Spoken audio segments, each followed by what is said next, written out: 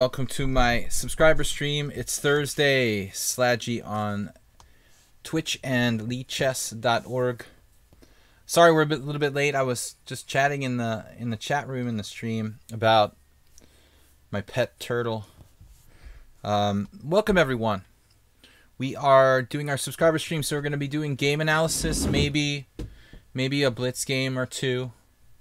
Chess Panda, raring to play h4. The h4 Panda. Anyway, welcome to all our subscribers. S4 Merle Dixon's here. He just donated 100 bits. Thanks so much, guys. A lot of subscribers are here, and if you are a subscriber and you have an interesting game you'd like to go over, it doesn't even have to be your own game. I mean, it can be like last week we looked at I think it was on Acerbait's behalf. We looked at a Grandmaster game by Kasparov. So, you know, just anything. If you guys want to submit an interesting, even a position to analyze. I mean, it doesn't even have to be like a complete game. So analysis stream, I call it game analysis stream. Maybe we'll play a couple of blitz games to break the monotony. But that's the main focus here today. So JCS, Soltigo, S4. Again, thanks for the 1,000 bits the other day, S4. Merle Dixon, Acerbate, thanks for donating bits to the stream. Shout out to everyone, Move11. Who have I not mentioned? Tushar, Acerbate, all you guys, JCS, I said. So a lot of regulars. I've got submissions for games to analyze from Nefedov, JCS, Acerbate, S4, and Soltigo. You know, if anyone else, I'm handsome, thank you. If anyone else has, we always welcome compliments here on the show. That's as good as, even better than a bits donation. But Mr. Coffee, thanks for joining us. We also have a Discord. If you're interested in being part of the community and you're a positive person and a good influence, welcome to join our Discord community. And you can ask Soltigo for the password for that. A bunch of the subscribers and regulars are in there. So anyway, guys, let's get started. Let's get started with maybe a game. Nefedov's challenging me. Just kind of get warmed up here. I'm going to play this game quickly with Neffy. Then maybe I'll start with JCS because I don't want it to be just one person all the time. Nefedov actually got in the first submission, but so it's not just Nefedov. We'll do Nefedov game, then JCS, then Nefedov, then Acerbate, etc. If anyone else has games to analyze, I'd like to, I'd like to give you the chance to do that. Chess Panda. What's up? Hey. Good luck. No h4. Okay? So, anyway, Chess Panda. Zinkelberger, thanks for the bit donation. If I fail as a chess player, I'll become like a ventriloquist. Obviously. I'm going to play the Alekhine's defense against Nefedov. Now, he played the 4 pawns attack last time. What am I going to do if he plays the 4 pawns attack? I've got to play something a little bit more sane. But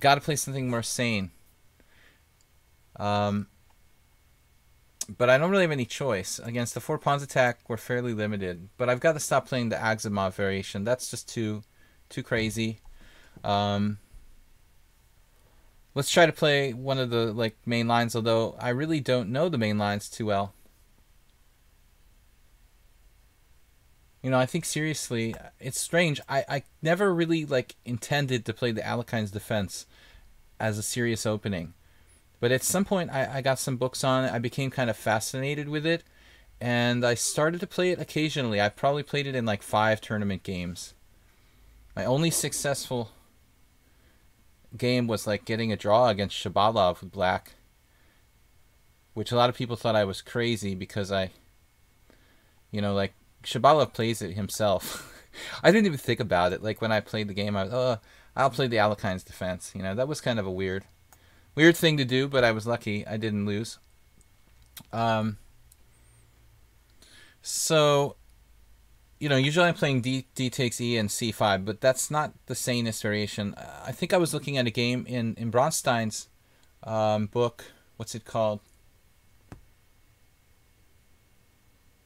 He has a collection of games. I'm trying to remember the name of it. Does anybody know the Bronstein game collection?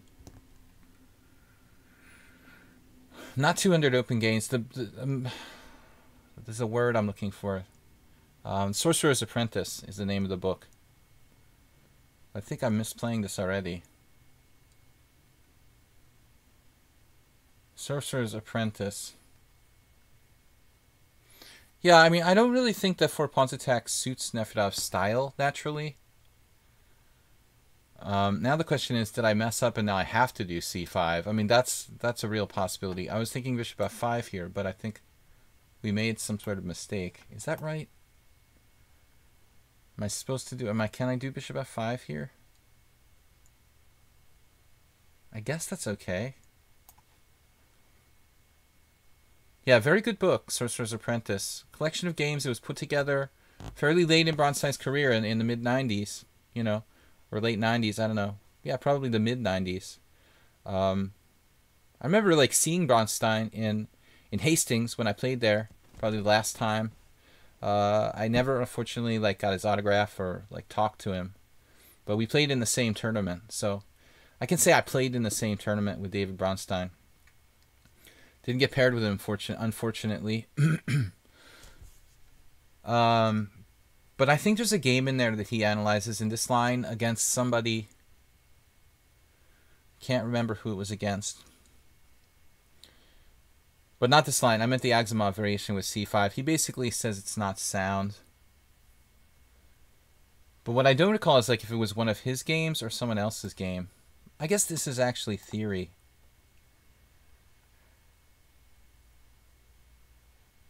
But I never studied it too much. Zickelberger, thanks for the bits donation. Thanks, everybody. Very good book, though. Really cool book by David Bronstein. There was a guy, you know, like an amateur player who helped him compile that book. Can't remember the name. But it's consisting of, like, different parts. There's, like, games, like, complete games with analysis. Then there's, like, games with, like, diagrams of every move. It's kind of cool. Now, if I remember correctly, I guess it seems to me like bishop b4 is a move here. I don't think I've ever played this variation for black, though. Knight c6 is possible, right?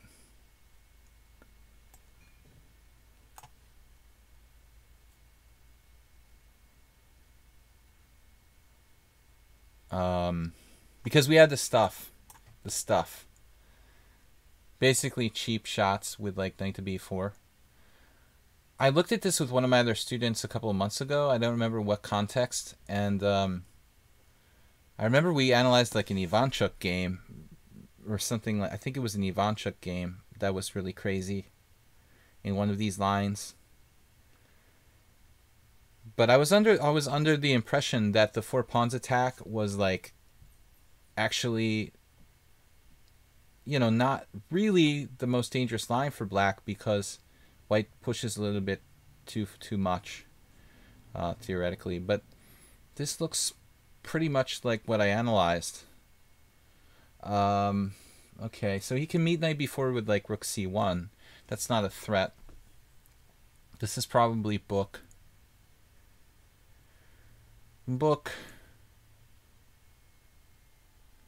Then bishop e7, and that's where the craziness starts. It's like bishop e7, d5, take, knight b4, something like that. And we're threatening to pick off that pawn on d5. Man, you see, the problem is Nefedov may just know this, and I don't, you know. How many students do I have in this period? As for you're asking me basically, I mean, how many students I teach total, like at this time in my arsenal. Speaking of Arsenal fan, I haven't seen him today. Bishop e2, kind of conservative move there.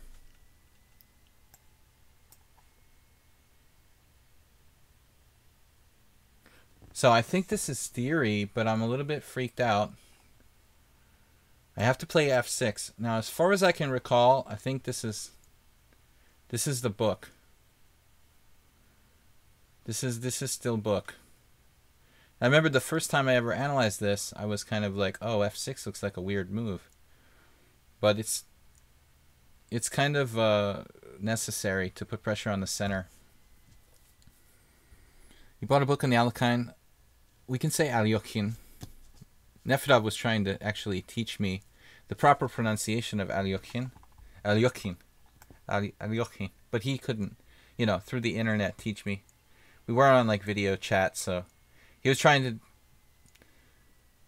to just basically try to teach me the pronunciation, typing it in. Okay. But anyways, we can just say, even though it's not correct, I say Alekhine's defense because it's just like easy to know what you're talking about. White would play d5 if black plays c5 instead of knight c6. Yes, I mean that's similar to the Aximov variation. Okay, now well, basically I'm out of my book at this point. That's the end of book. Endofbook.com. Logic would dictate like queen d7. We don't, fall for any sort of tricks or anything.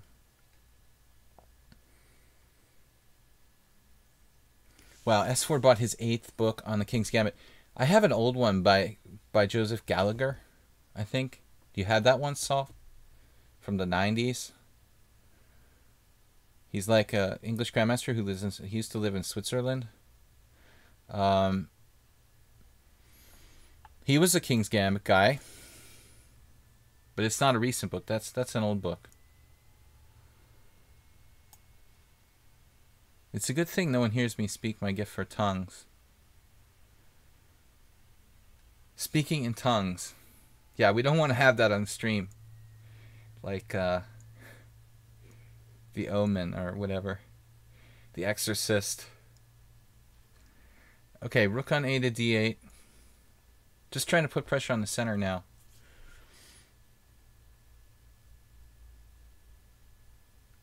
It feels like he's trying to set up d5.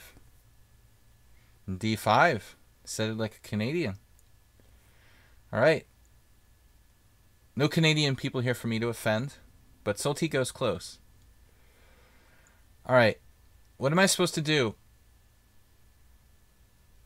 I don't like my queen being present so close to his rook on d1, on the same lineage as the rook on d1. Probably not a big deal, per se. Just intuition here. A lot of tension in the position.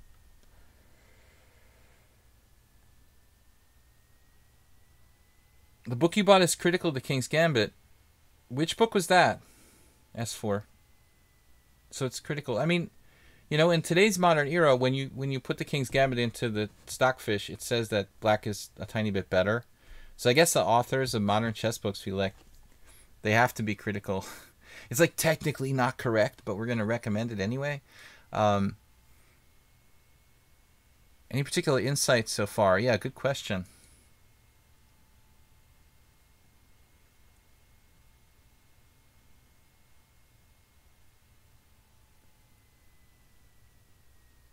You still see it played from time to time. When was it? Adiban played it against... Was it Adiban played it against... What was that? Magnus? This is going back a while. Who plays it? Magnus has played it, right? I mean... Magnus plays everything. And it's not a typical Magnus opening. Okay. Rapport, of course. He must have played the King's Gambit. I always joke about how our... A3. How our center pawn loss goes up when we play the King's Gambit automatically. So now knight a5 makes you want to play knight a5, trapping the king. A mate. Queen mate. Actually, how does he defend that? The double threat?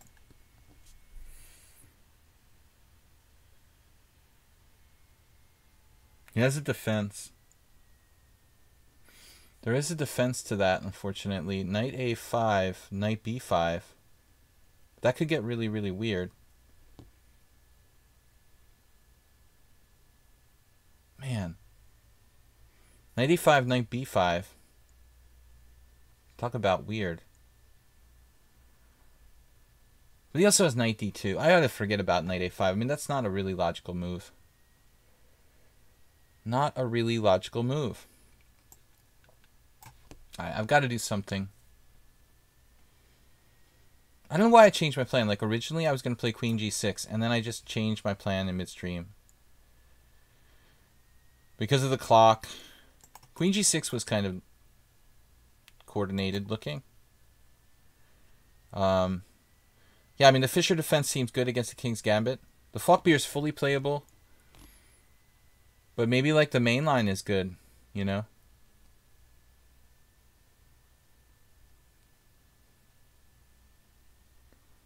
There's probably lots of good options for black, but it still doesn't make it easy to play, like, some complicated middle game. And the bottom line is that most people, you see, the King's Gambit is a good surprise weapon. It's just like you just don't encounter it often enough. Even a professional doesn't encounter the opening often enough to kind of, let's say, justify putting in a lot of time to learn to play, you know, these long variations. Acerbate, I was thinking of you when I was playing for knight b3, you know, playing for mate there. But he has two moves, knight b5 and, you know, with the idea of knight b3, queen c3, and also, like, simply knight d2. Knight d2, of course, probably didn't work because he would have dropped his pawn on d4, now that I think about it. But anyway, I still didn't find a refutation to knight b5. What's the best way to play against the King's Gambit? What's a bad way to play against King's Gambit? Okay, that's a good question.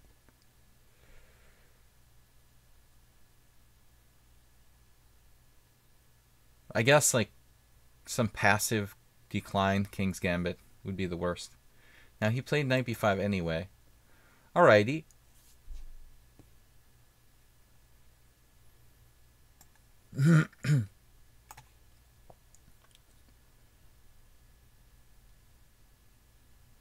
Well, that certainly, you know, defends the d4 pawn.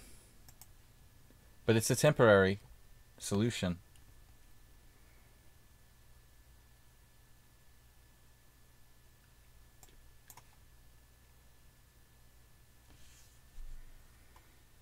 Is Nefedov falling apart?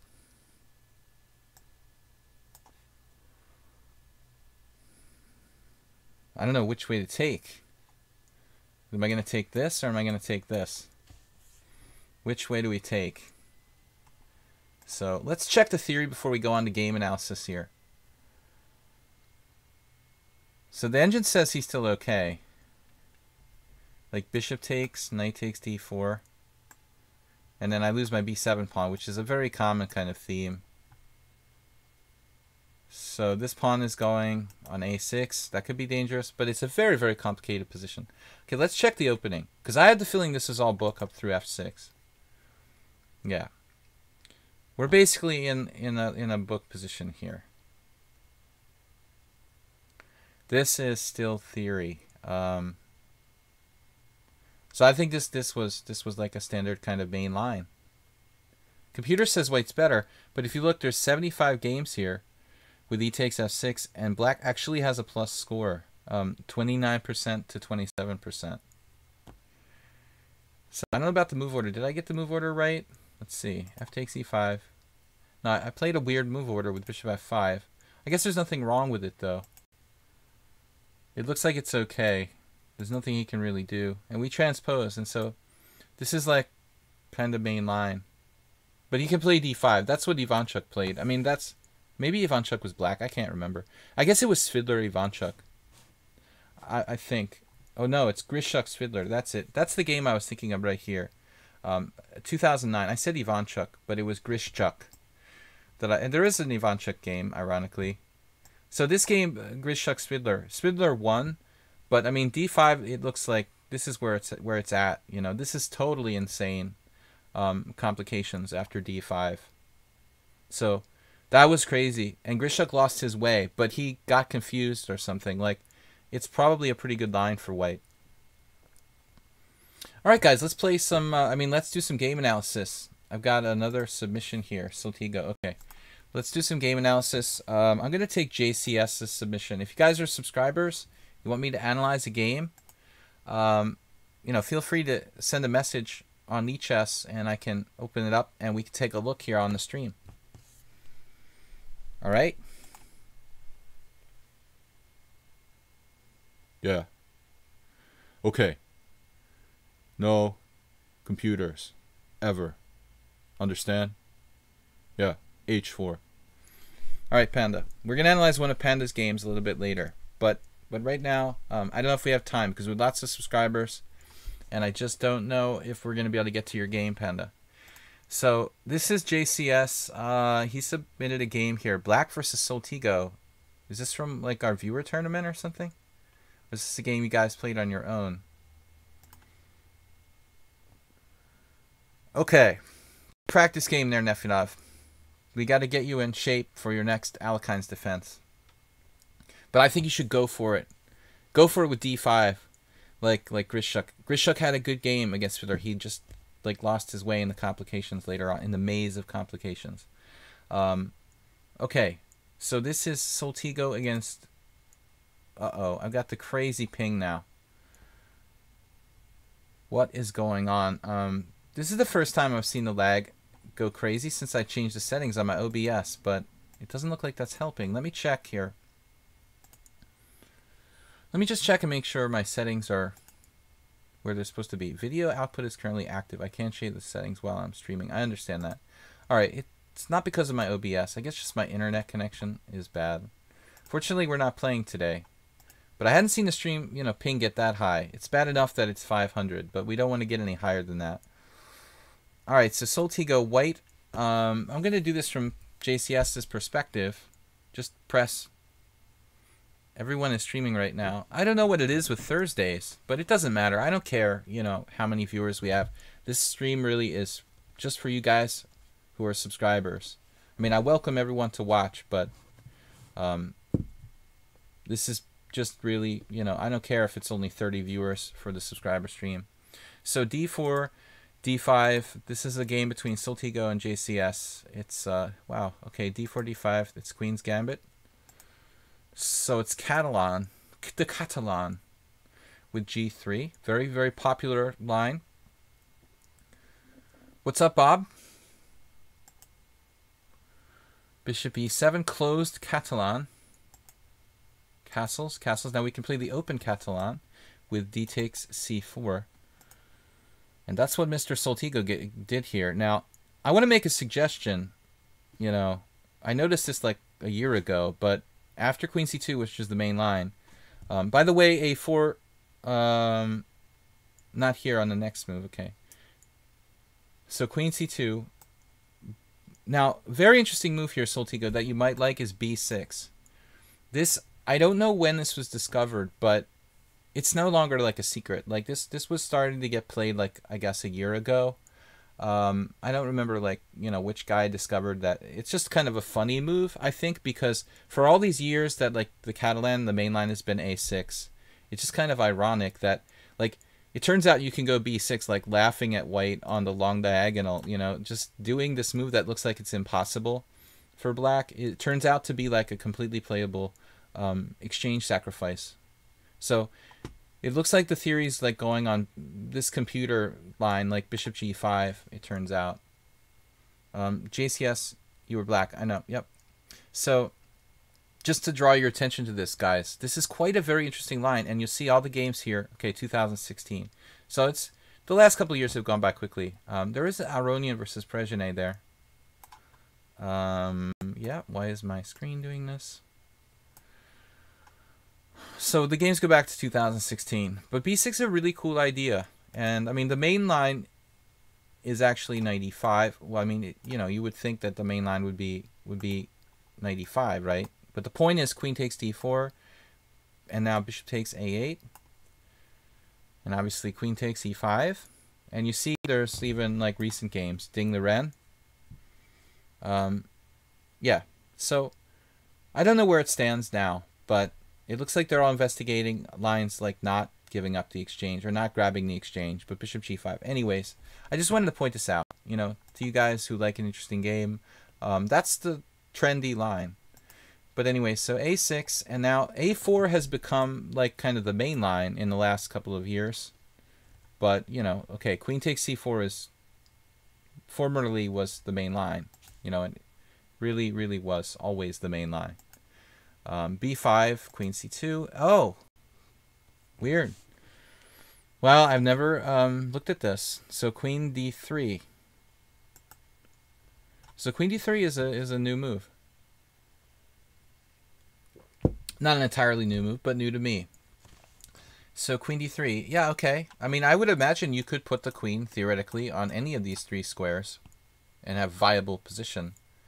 But obviously, you know, the drawback here is going to be on d3, if I play c5, you're going to be like d takes c, queen takes d3, e takes d3, and you're going to have a structural mangle with your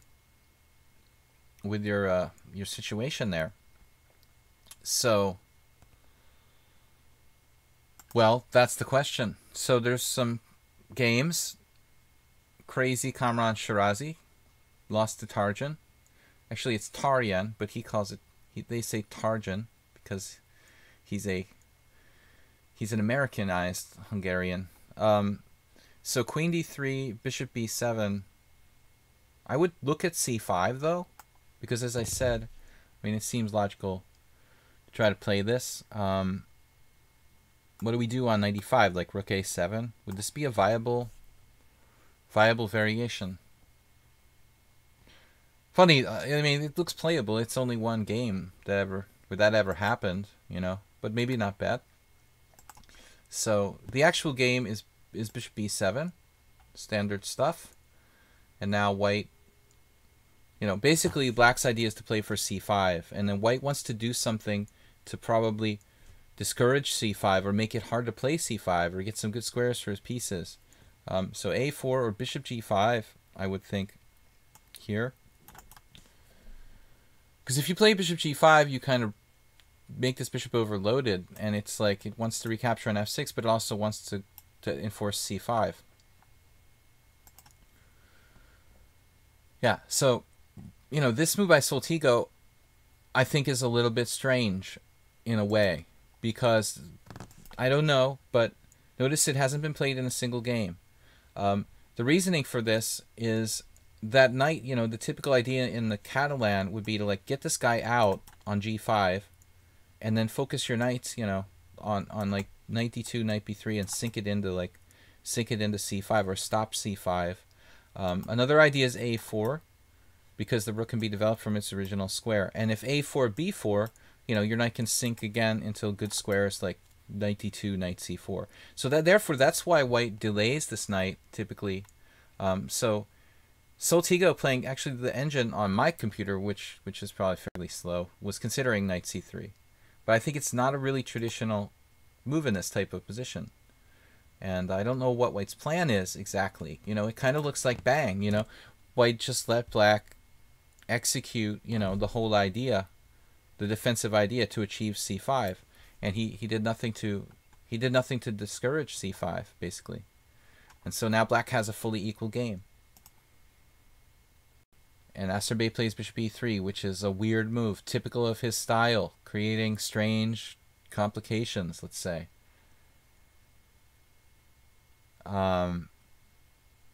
Black has a couple options. c4 is very tempting to go with the queenside majority on the outside. That looks dangerous. Very, very dangerous for white, that the black might just create a passed pawn, powerful outside passed pawn. But the other move, you know, knight bd7, just fluidly developing and preparing to recapture on c5 also looks good. So anyway, we'll try to move along a little faster. I wasn't expecting this move. I think this is kind of a weird move because, again, you don't have the flowing queenside majority, and the other thing is, like, it seems like the knight has some kind of purpose here. So I think that was weird to play b4. Yeah, c4 was very tempting. And then a kind of passive move when the knight should go to a4. I know it's on the side of the board, but as long as that bishop's on e3 and you can maybe hone in on some of these squares, it looks like knight a4 is more active. So this was very strange.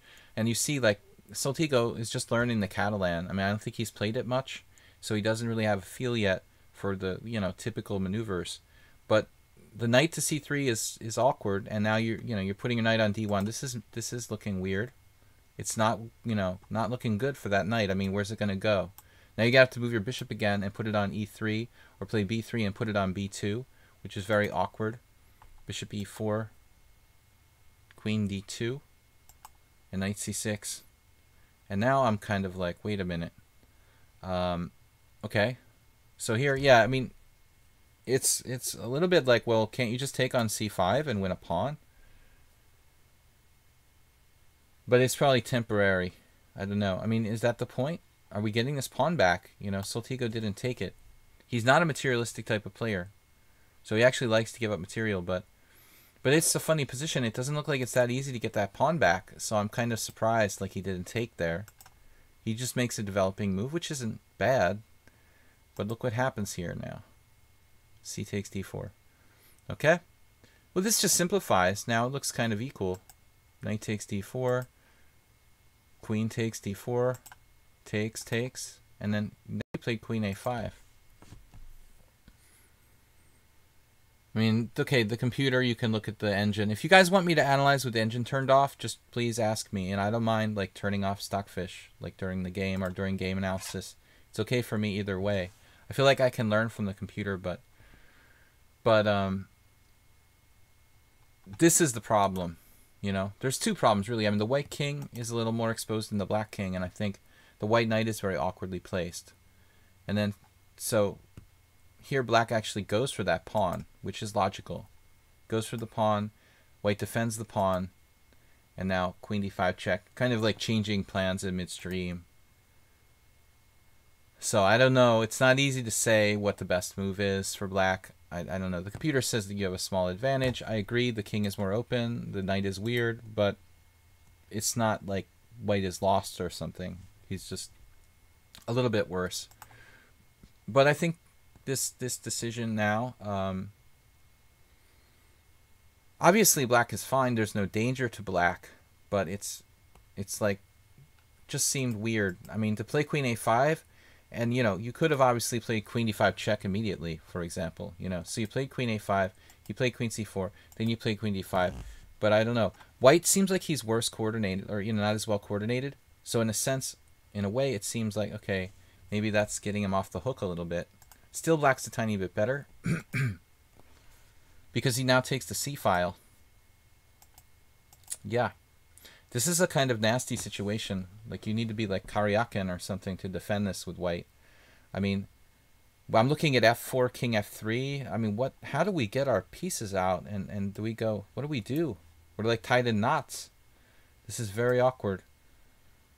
Knight f2, knight d5. Maybe rook c2 seems like kind of logical, no? Chi, hello. The chat is lovely and peaceful. We try to keep it peaceful here. Yeah. But I'm thinking back rank. Back rank, rook c2, rook c1. Rook takes pawn, rook check, followed by bishop c5. Black has knight d7 at the end of the day. What's happening there? You know, if you look at this, bang, bang, let's say, man, so the computer comes up with this brutal tactic, knight to d5. Phew, that's like, you better find that move because it just wins a piece. That's sick. Absolutely sick. Otherwise, like, rook c1 would be solving the problems in the position. So look how that little bit of coordination, that little bit of problem with white's coordination gives him a lost position so quickly in like one line here. How easy it is for that to destroy his game. Now, I think this is the key moment here where white has to find the right way to defend this position, and knight f2 wasn't quite the right way. He has like f4 like I suggested, maybe trying to bring the king to f3 and hold the e2 pawn and survive somehow, or alternatively bishop d4, protecting that pawn, maybe intending to protect the other pawn with like king f2 and then holding on. It's awkward as heck, but maybe black can survive here. So anyway, that's where it's at. Knight f2, and then black kind of hesitated not playing rook c2 there. Bishop c1, difficult move to play, and he played it. Like, man, good judgment. It looks so ugly, but it was his only defense. Now rook c2, and then e4. Wow. Wow, this is just amazing. So bishop c5, another computer move. Very difficult to find. Knight here. And again, Saltigo couldn't find the computer-like defense. King h3. I mean, I wouldn't play that move ever. Maybe if I had a million minutes to think, but we have a problem. We're going to lose a pawn. I mean, was there an alternative to playing e4 here? See, that's the problem. Rook e1 is just possible. Rook e1. But let's see. e4 here, and now king h3 is an unbelievable move to find. Just too hard to defend this position. So you made like a natural move. And here black played h5, concerned about the back rank. And he's putting his pawn on a good color, keeping it the knight off of g4. I think this is good. This is good. I mean, Saltigo defended like a human being. You know, a computer could find the miraculous moves to save the position. But king f1 is something like I would have played the same move. Probably most strong players wouldn't have found like king h3. This is very, very nasty. And now it's just a pawn down. But he's kicking out the knight. And there's a little bit of hope still that maybe he could survive. So check here. And you know, I mean, I'm not a pawn now with black. I in a way, I'm happy, but on the other way, I'm thinking like maybe in a minor piece ending, white's drawing chances are still existent. It's really nice to have the rook on the 7th rank, but your knight just doesn't have a good place to go. Excuse me. Let me go back there to this variation. So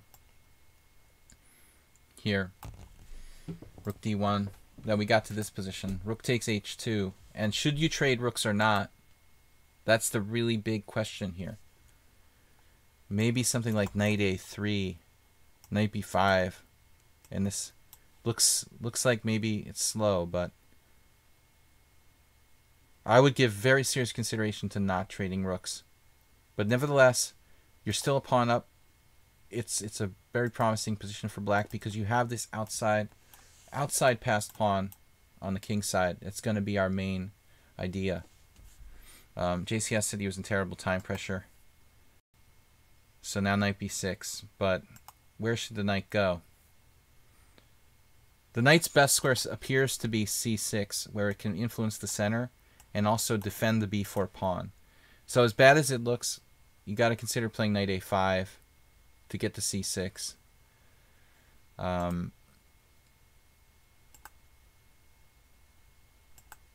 Here now, f4.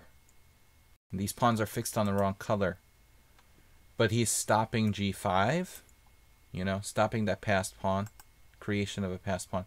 This looks really slow, you know, king f8. I mean, you're thinking, I was thinking that maybe this king could enter the game, you know, like from the GRH file. We could play g5, we could play like king h7, king g6, and get the king in that way, but now Saltigo kind of shutting you down, so that's hard.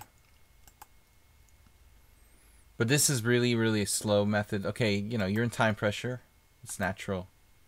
So basically, JCS was just thinking more about getting the king in the center.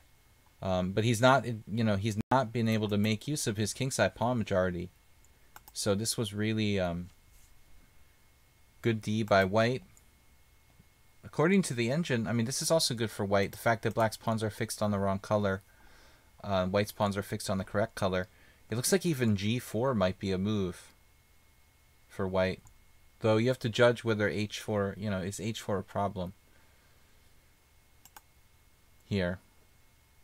This was the last move, knight b2. But if g4,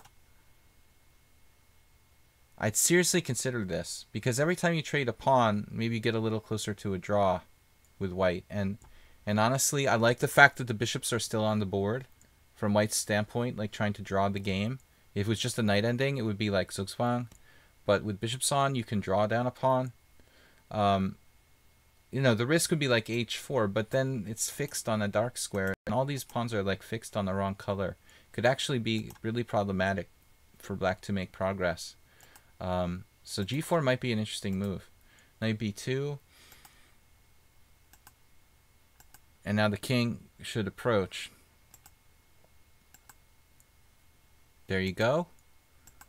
Knight d7 in the center. Now eventually he plays f5. I still like g4. And now trading this pawn. Every time we trade a pawn, we get closer to a draw. Bishop f6.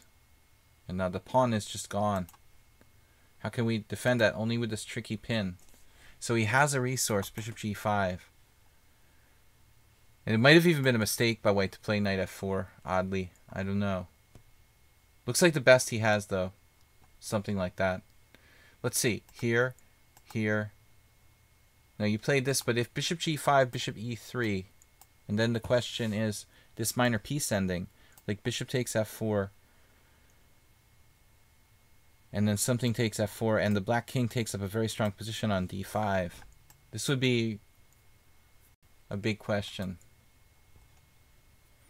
I don't trust my engine because my computer is having a lot of lag and stuff, so I don't know how accurate like my Stockfish evaluation is.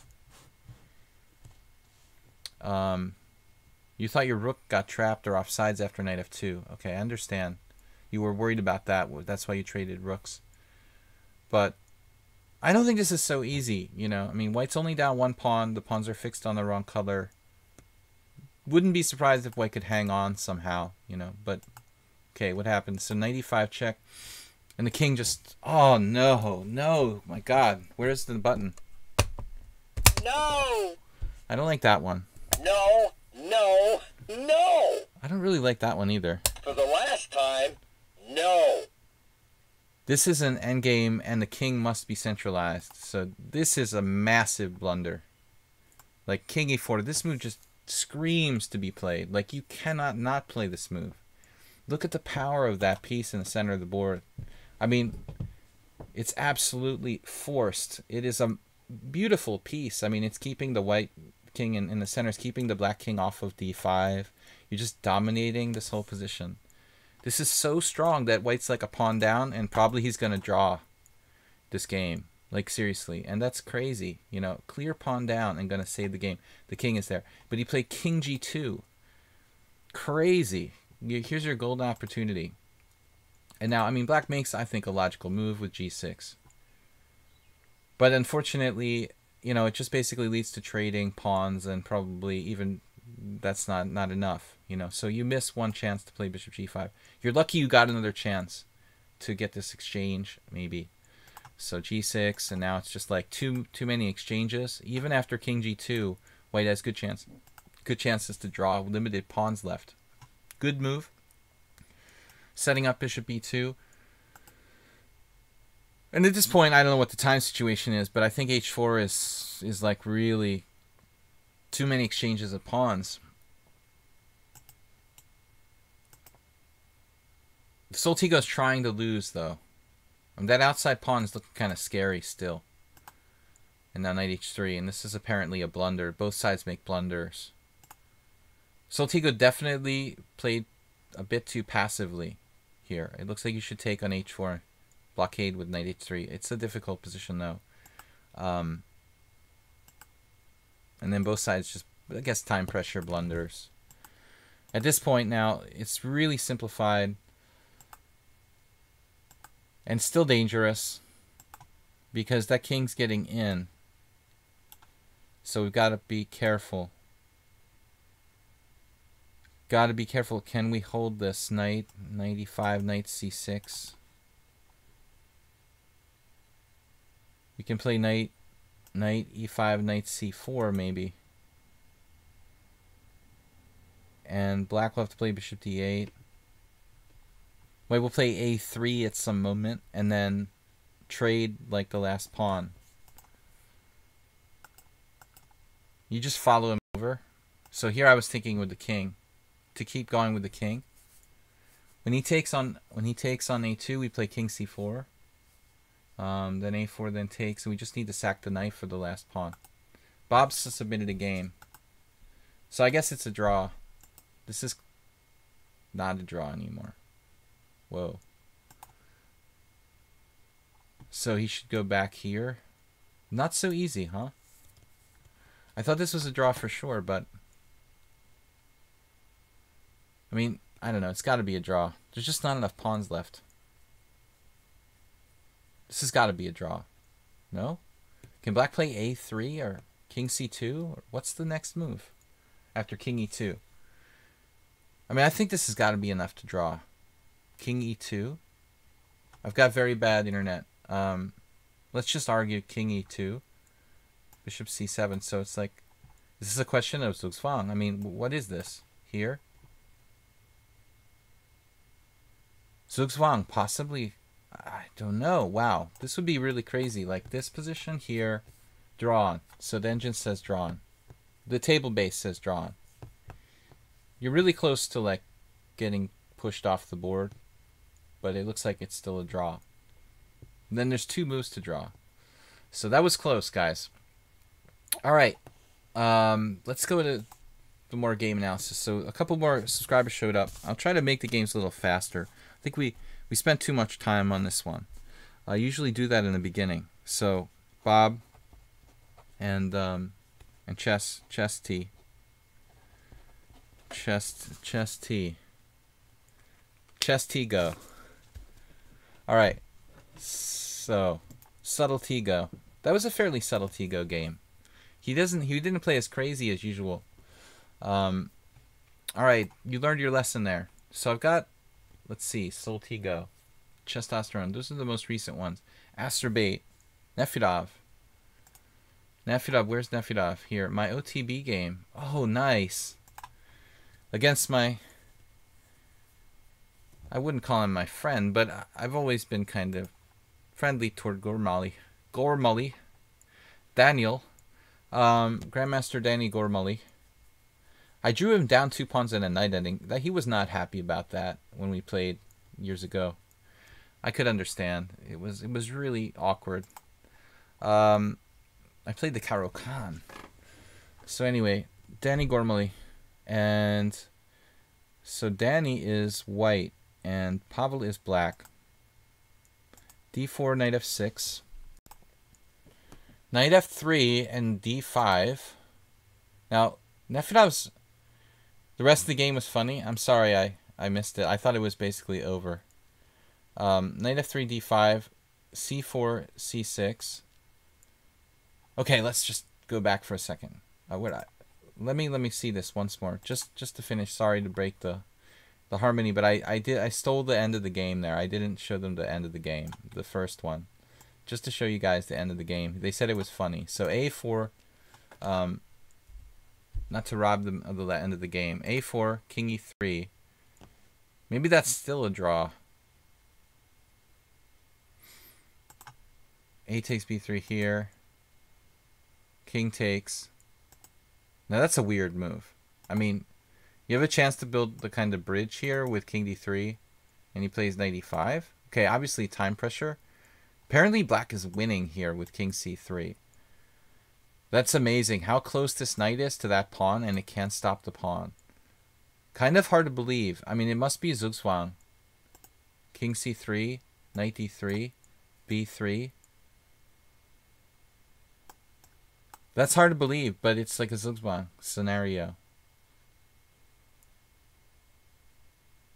Amazing. So you both blundered. Like knight e5 blunder, king c2 apparently blunder, and now knight c6 blunder.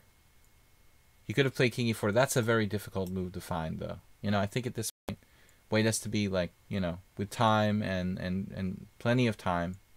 King e4 not an easy move to find. You know, he played a kind of natural move, and now check wins the game. Check and b3, covering the d4. I guess it's no way to stop the pawn. But b3 and then obviously knight d4 check. Soltigo found that. Anyway, guys, moving on to the Nefedov simul game against Gormully. We've got c6 and Pavel's playing Slav, proper Slav. And it's nice to see this because, as I've said many times, it seems like, the Geller Gambit is really the critical test of the Slav. Acerbate, thanks for the donation. 100 bits. Acerbate now taking over second place in the bit donations for the week. As I mentioned many times, and I played this against, I think I played this against Nefedov at least once, I would assume. So I gave him some practice, hopefully. We discussed this black has to play b5. I must have played this against you at least once, right, Pavel? I probably played like queen c2, though, because I like to mess around with that old Spassky move. But Gormley here just doesn't mess around. He plays the main line with e5, knight to d5, and now a4. And at this point, Nefedov plays a non-standard move. He plays b4. So, this, I don't know if this is by choice or by, lack of preparation on Nefedov's point. It's even conceivable that we had this in a stream game. But it's generally, kind of standard that you're supposed to play like e6 and knight takes c3. e6, a takes b5, knight takes c3, b takes, and d takes c. And this is like the starting point. I've actually had games with knight to g5 many, many years ago. I probably had some games against Boris Belopolsky. I remember that. Yeah, this is probably like, I had this position in the Boylston Chess Club like in the early 90s in a international or something. But that's all standard stuff. Nefedov here leaves mainline theory with b4. And this is just a sideline, but it looks playable. Knight to e4. Now, Nefedov, you don't think I played it against you? Are you serious? That's hard to believe in all the games that we played, because the Geller Gambit is kind of a, it's kind of a mainstay for me. I mean, it's one of like 5 different lines that I played. That's surprising that if I never played it against you. But I did play mostly, again, this side variation with queen c2 lately. And not a lot of theory here compared to the other line. There in that position, black can play like maybe bishop g4. Anyway, so a4 here, b4, knight e4, and I don't know much about this. Basically, it's like a second-rate defense for black, I guess, theoretically. But Nefedov maybe knows that, and just playing this because he plays what he knows. But here, bishop f5, apparently a mistake. Very tempting to want to get the bishop outside. But, you got the bishop maybe here to a6, typically, out on a6. Only a handful of games have ever reached this position, and the only player worthy of note is Valentina Gunina, who was like world women's champion at one point, I believe, or maybe she lost. Was she world women's champion, or she just was like the challenger? That's the only player that would really stand out to me, that has actually attempted to play this line with black. Gunina's very strong. But apparently you're supposed to play c3, kind of messing with white. Josef Horvath. Wow, he was... Is that the right Josef Horvath? That's got to be the wrong... That can't be the Grandmaster Horvath Josef. Horvath M. Josef M. Horvath. I mean, I bet that's like a secondary Horvath Josef. Because I would think that he's like a 2500 Grandmaster. I mean, he's older than me. He would have been stronger than 2205 back in 1993. I was like, no, that's not the same player. All right. It's just 2 really common Hungarian name. So, bishop f5 looks like a mistake, and Gormley knows what he's doing. He plays, well, knight g3, kind of forced. So, Pavel, I guess you just have to play e6 or c3. The computer is very adamant about this. So, I played with queen c2. Good call, Nefedov. Unfortunately, I didn't go into a main line, which would have given you some practice here. But apparently this this position, which is very, very obscure, and they're a very interesting move. One game in this position with bishop f5. Computer still doesn't like it. This game in in particular. Trying to get the bishop outside the pawn chain. Let's say like b takes c. And apparently white is better, like no matter what. He'll eventually scoop this pawn back and have an advantage. This move, bishop a3, looks really cool. Try to trade off your bad bishop, trade off your good bishop, black's good bishop. Really rational position though. Yeah, but I mean, it's not a given that Gormley would know what he's doing in this obscure, let's say, you know, b4 variation. But he is a grandmaster, so it's not surprising that he knows what he's doing. B takes c, that would be interesting. Now, Fedov plays bishop f5. This looks best, and now this. So Pavel just tries to get the pawn back, and then Gormley won't be tricked.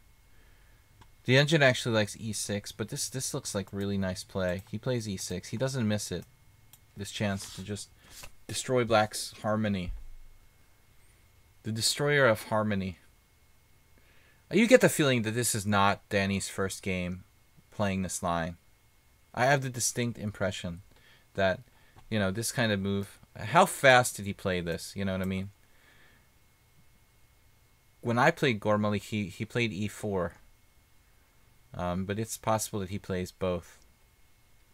You know, that just feels like I've done this before. So Pavel here played f6, which seems like the best try. We can try to do like g6, maybe bishop g7. Play around it. Not let our pawn structure get destroyed. Maybe surround the pawn with some queen c8, knight c7, or knight a6 and knight c7. There's hope, somehow, that we could salvage this position. He's trying to surround it. It's a difficult call. I mean, I feel like on d6, the queen is exposed, though, you know? That's the thing. I mean, if you put the queen on c8, it's not as exposed to attack as it is on d6. Knight a6 also possible. g6 also possible. He spent almost no time. Yeah, I mean, it feels like it's rehearsed. You know, he's done this before. I mean, this is like... These English grandmasters, you know, they have their systems, and they stick to them, and they're, you know, very system-oriented players in the UK. So castles, queen d6, rook e1, g6, natural. But the question of whether the queen was a good decision on d6 might be very relevant. Would it have been more safe, say, on c8? Bishop g7, and then h4, which is very violent, you know. Very violent.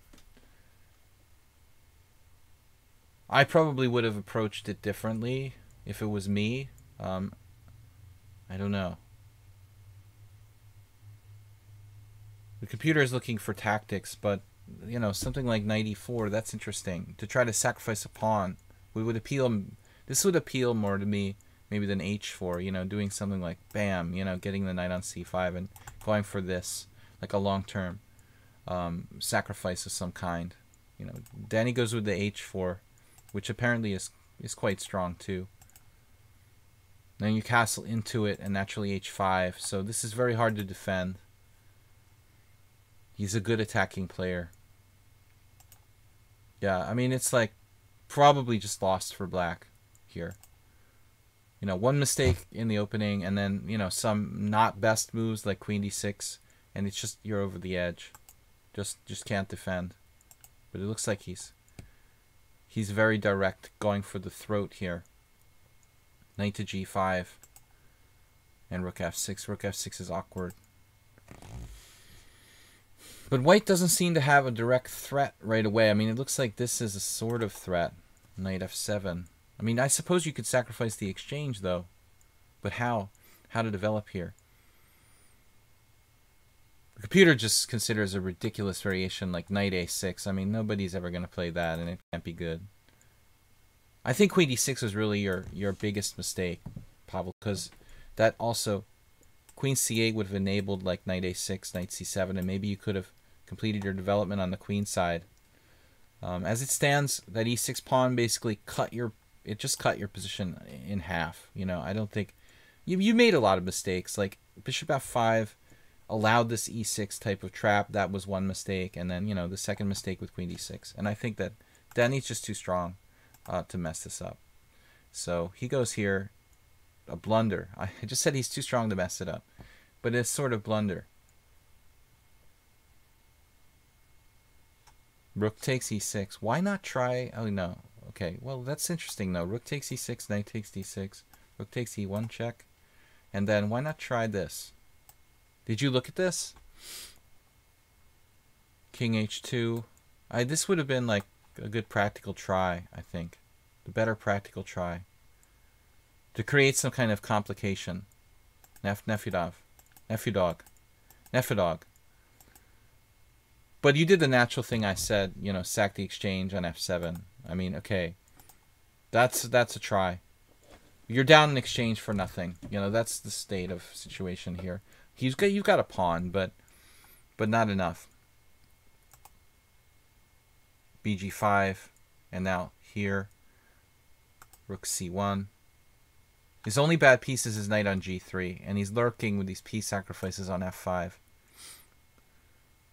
Surprisingly, the engine doesn't have this like more than a pawn for black, for white. I mean, I would think that black would be losing. My computer again is very slow. I would think that the winning chances here for white are extremely good. a5, logical, but it also maybe weakens you a little bit too. What are you gonna do? Queen c4 here. Queen b3. What about exchanging queens? Now you can't do it, can you? What's going on here? So he didn't like this. Queen takes c6. I see. So it's getting a little bit weird. Queen b3. I think it's good that you stopped him. I think that he's going to be a little frustrated with not having a direct attack now. Earl Dixon tying Acerbe for the bit lead. The second place bit lead. First place is Saul, of course. Man, it's amazing that you actually kind of got him. You got him working here. You really got him working, and he realized his knight is his worst piece, so he's doing the Dvoretsky and improving his worst piece. Standard stuff. Rook h8, and now knight f4, and the tactical shot from Danny Gormully. Looking for this. He's looking for e6. That's a nice move. Wow. I mean, I don't know how much time he had, but that's a really, really nice shot. So it's just like a mating attack if you try to take the piece. Basically, Nefedov had to play this. And now knight takes d5. And Gormully's just thinking, got rid of my worst piece. I've got to have a good game here after that. Man, it's tough. That's really tough. Look at the change in evaluation. After the computer plays knight f4, man, it just... 1 minute the computer says, oh, black's okay, and the next minute it's just like over the horizon, and black is lost. Just probably lost. A pretty brilliant game. Knight f4, great move. Rook c5, and the queenside starts to fall apart. You take it, right? And then knight c4. Now, Fedov's still not done. He's still got some counterplay left. But this outside pawn is pretty dangerous. I don't know how the time situation was, because he could easily mess this up. Now, you have a lot of pawns, but your king is not safe. That's another problem. You're threatening rook here. And this queen, this lateral, that could be game over. He's been looking for queen h3 for a long time here. Now bishop c5. Yeah. So that was one of his sneaky ideas. I mean, all the time he's been waiting and waiting and waiting to get that queen across to like h3. And finally, you had to find, I guess, rook b8 here. So he doesn't have two heavy pieces infiltrating against your king. But it still would have been a really, really tough position in any case. So, no, but it's credible. You know, it's credible how far you got from that kind of messed up opening, where you played bishop f5. You're already like in big trouble when you played bishop f5. So And that's it. Queen h3, and white's attack is crushing. So I thought he played really well, and you know, did a good job surviving, as long as you did, considering that the opening was kind of messed up with the risky b4 and the weird bishop f5. You really have to go into the main line. It looks like the main lines with knight takes c3, you know, e6 and a takes b and knight takes c3 and all that stuff. But it's good, you know. It's like there's one variation, but it's solid, and I think the top players are in agreement that that main line of that line is just not enough for white. You know, black is just okay in the main line of the, or more people would play the Geller Gambit. You know, if this was good, if that main variation, let's say, you know, with like here, if this main variation was good after e6, a takes b5, if this was an advantage to white, like everybody would play the Geller Gambit. But the fact of the matter is that the score is right there. It's like knight g5, not the only move, I think, but it's just like, look, black has 41% and 28% for white. So white has to prove something here, and you just have to play this position. It's like you're on the defensive. Even queen d7 is a move, I think. But bishop b7. You just have to play this line. There really is no alternative. Okay, guys, let's play one more game. I was waiting for a subscriber game. Okay, never mind. Let's do another game. All right, we've got Asterbait up next. Asterbait's submission. You have a couple of candidate games. This is my subscriber stream. If you guys aren't subscribers, once a week I take a stream to just go over games with my subscribers in the Twitch stream. So that's what we're doing here. This is a couple of candidate games, but I think my Benoni defense in your tournament.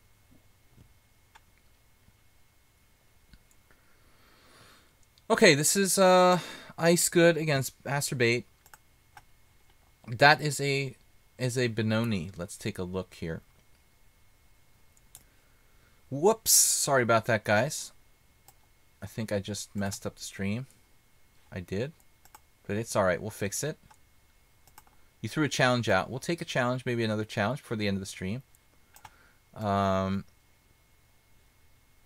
we've got 33 viewers, but this stream is really kind of a private stream. I don't want to have, like, we don't have to have a million viewers. I just want to focus on the subscribers and make it really instructive. So this is Asterbait's game against Ice Good, and maybe this is from my tournament on Tuesday. Yeah, Sparkle Horse Arena. This guy's 2001, A Space Oddity. David Bowie. All right, Ice Good 2001 against Asterbait. Let's flip the board, and this is an attempt to play the Benoni. A denied. Benoni denied. It's d4, knight f6, c4, c5, and now d takes c5. Giving us the dubious move for that. You know, I have a friend who plays the Benoni, and like, you know, these Benoni guys, you kind of like sometimes just get sick of it, and you want to do something weird to throw them off. So, I mean, I think that this actually, you know, is a case where it's not a good move, but it's not that bad of a move, you know. So I don't know if I would give it a dubious, but if white does it on purpose to kind of get the Benoni player out of theory, like, okay, this is basically giving away white's opening advantage, but he's still not, you know, he's still equal at least after d takes c5. Obviously white, you know, should play a constructive move, d5 or knight f3 or maybe even e3. All of those moves are okay. I still think that e3 is like equality, and knight f3 is like a very small advantage, theoretically, for white, like in English, symmetrical English. I recommend this line, by the way, guys, and for you too, Asterbait. One of my students and I have worked recently on this gambit variation with e5, and I think this is really, you know, as far as I know, Kasparov played this. I don't know what its name is. It's a kind of mainstay in the symmetrical English, but if you want to create a repertoire, you know, for black with the Benoni, I would recommend, you know, using this this gambit with e5, and I think it's pretty cool. So check it out. But anyway, we have d takes c5 on board here, and it's just a weird move to get black out of theory. And so Azerbay plays e5. And a very aggressive move by black. Is it over the top? Well, I mean, actually Nigel Davies recommends something like this with white, I think. What am I thinking of? We're thinking of a reverse of this situation. Knight f3, d5, c4. So I'm thinking that Nigel Davies actually recommended d takes c4, e4. Isn't it this?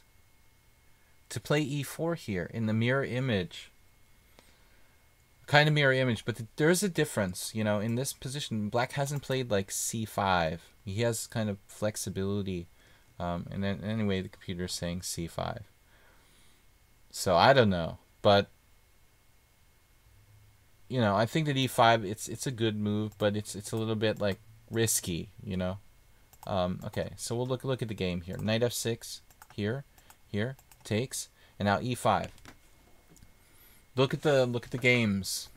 It's just that you're black, and I think you have to find the balance between playing correctly and playing too aggressively. Now s4, who plays the King's Gambit, will probably like this move e5. I think it's a little over the top because you're black, you're not white. You're a move behind to begin with, so you have to be a little bit more conservative. So JCS says that Gambit is called the Play the Ready by Nigel Davies. Exactly, JCS, that's what I'm saying. So he's recommending e4 in the spirit of this move, e5. But we're a move behind here. So I think it's even more risky, but it's interesting. So the standard approach would be to play e6 here. And if white does something crazy to try to hang on to his pawn, like say here, then we go knight a6. Try to pick up the pawn. And I do this, and I recommended a similar idea in the Blumenfeld with my series on the Blumenfeld Gambit for the chess world. I did a video series last year, and this sort of similar setup in the Blumenfeld. We can get the pawn back, but anyways, e5. Now the downside is clear. White's going to have very dominant control of d5, and that's the downside. Do you want to give up d5 or not, and what's going to happen? My friend Anna Ushanina, former women's world champion, 2002 lost with the white pieces. She was very young back then, before I had even met her. Knight f3.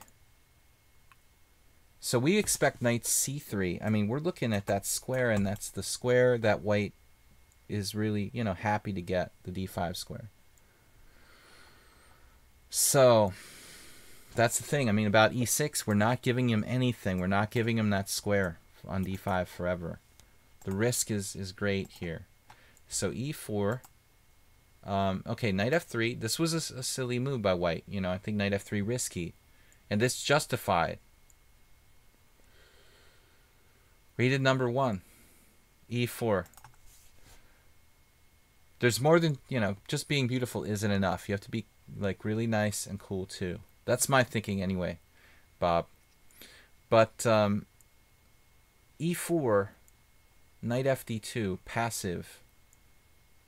Knight fd2. So he should obviously play knight to d4. Knight f3 was a weird move. I mean, he's asking for it, and it's not that far from Nefedov's game, pushing the pawn, getting the knight up.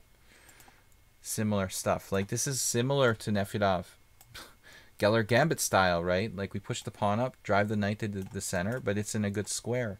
White should not put his knight on d2. This is a very, very bad idea. And man, you just do the Rudolf Spielman here with e3. Learn from Danny Gormley. Play e3. This is awesome for black, probably. You just totally destroy his harmony here with e3, and it's straight out of the last game we looked at with Gormley and Nefedov. You guys will see. Just play e3. That's all you have to do. It's easy. Chess is an easy game. Chess is an easy game. Just play e3 or e6. Just give them the pawn. That's it. And h4. All right, but we're not gonna have time to get to. We're not gonna get to Nefedov's. Rudolf Spielman, The Art of Attack in Chess, guys. I strongly recommend it. famous book.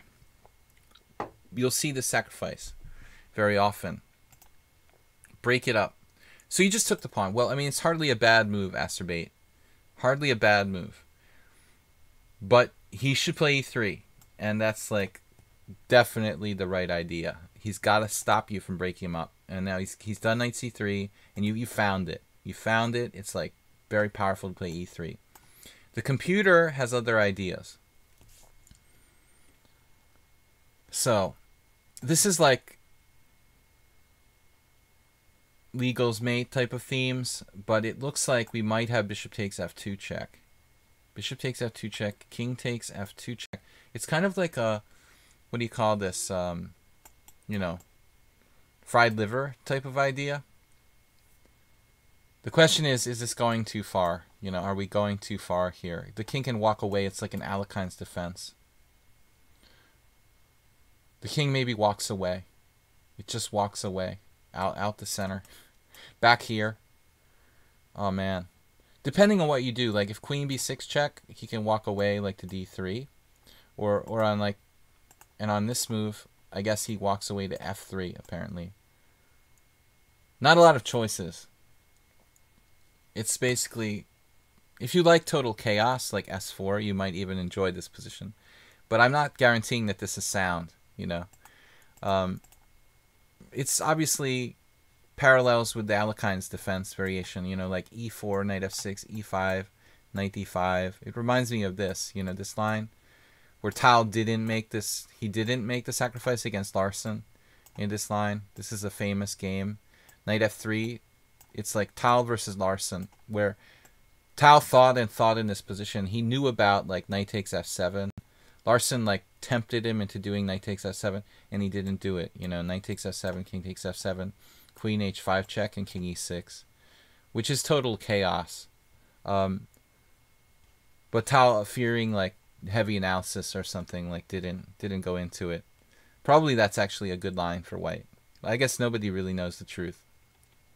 Anyway, guys, let's finish this up. So bishop takes c5. He misses his chance. You found the shot. e3. That's good enough. He takes, and that's the important thing. You destroyed his structure and you destroyed his coordination. I don't care too much about the pawn itself. You know, the important thing is that you destroyed his position, and you probably want to find a way to prevent him from castling at the very least here. So, according to the computer, this is a mistake. There's the saying about cashing in your chips too early. I'm not sure I would have found a better move for black, honestly. I mean, you have a lot of candidate moves here. Queen e7, castles, bishop takes e3. In fact, the number one move by the computer, b6, not easy. Not easy to come up with that. And I don't know. My computer may not be as fast as other people's computers. Are probably coming up with different moves. So there's a lot of options here for black, really. I don't think you have to go out of your way to take this pawn. You know, it's not going to go anywhere. So if you were to just castle, that's a viable alternative. You know, castle, bring the rook to the open file. Take it when you want to take it. If he tries to play this, it's just deadly. Like, bang, you know, knight g4. And now his knights can't actually go and use the a4 square. That actually makes his position worse. So it's not about the pawn, it's about the square and development. So bishop takes e3 may be like slightly not the best move. And now bishop takes c1, and this is probably an instructive mistake, because when you play bishop takes c1, you're actually mobilizing his pieces for him, and I think that's letting white off the hook. So here you have a number of moves that you could attempt to make that are more like, you know, or let's say like less compromising. Keeping the bishop on the board, that looks slow, but there's some justification for maybe moving back, you know. There's a justification for this. Keeping the king cut off from castling, or, you know, just trying to maintain the bishop there, let's say. That would be an idea, you know, but maybe here again, he just keeps developing with tempo, and let's say at the end of the day, white's actually got a lead in development, and you don't have an advantage at all if you're not careful. So not an easy position. Not an easy position. Bishop takes c1, like a small inaccuracy. Okay, he takes, you castle. He plays e4. And that move looks suspicious because he lacks dark square control. When you play e4, lacking dark square control, like e3 would be, as strange as it seems, like e3 might be safer than e4. But not easy. Maybe g3 would be a possibility, or queen d2, just trying to get the dark square control. But e4, we've got very big weaknesses in the dark squares. On the dark squares, it looks like to me. He also has a pawn like bishop. This is a pawn. This is a pawn. Bishop on f1 is a pawn. This is not a pawn. This will not be a pawn because you're going to play d6, and that's going to get out. But his bishop is restricted. Pawn. Pawn. Prawn. What did we say yesterday? Panda. Pate. Panda.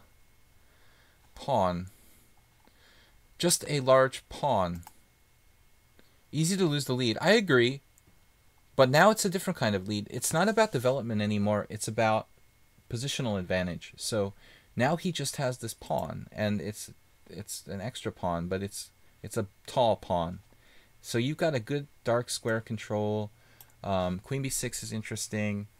You could maybe even think about bishop g4 endgames where maybe you have like two knights against knight and bad bishop. Could be torturous for white, for example. I like black here. Got bishop e6, not a bad move, but it looks like you could try to capitalize with grabbing a pawn. Material gain. This is a little bit greedy, but again, like I've said before in my stream many times, if we're not at material, I might think about taking this pawn. If I was already up a pawn, I probably wouldn't grab it, but this hit and run type of pawn grab, it might not be a bad idea. Just take the pawn and then try to consolidate.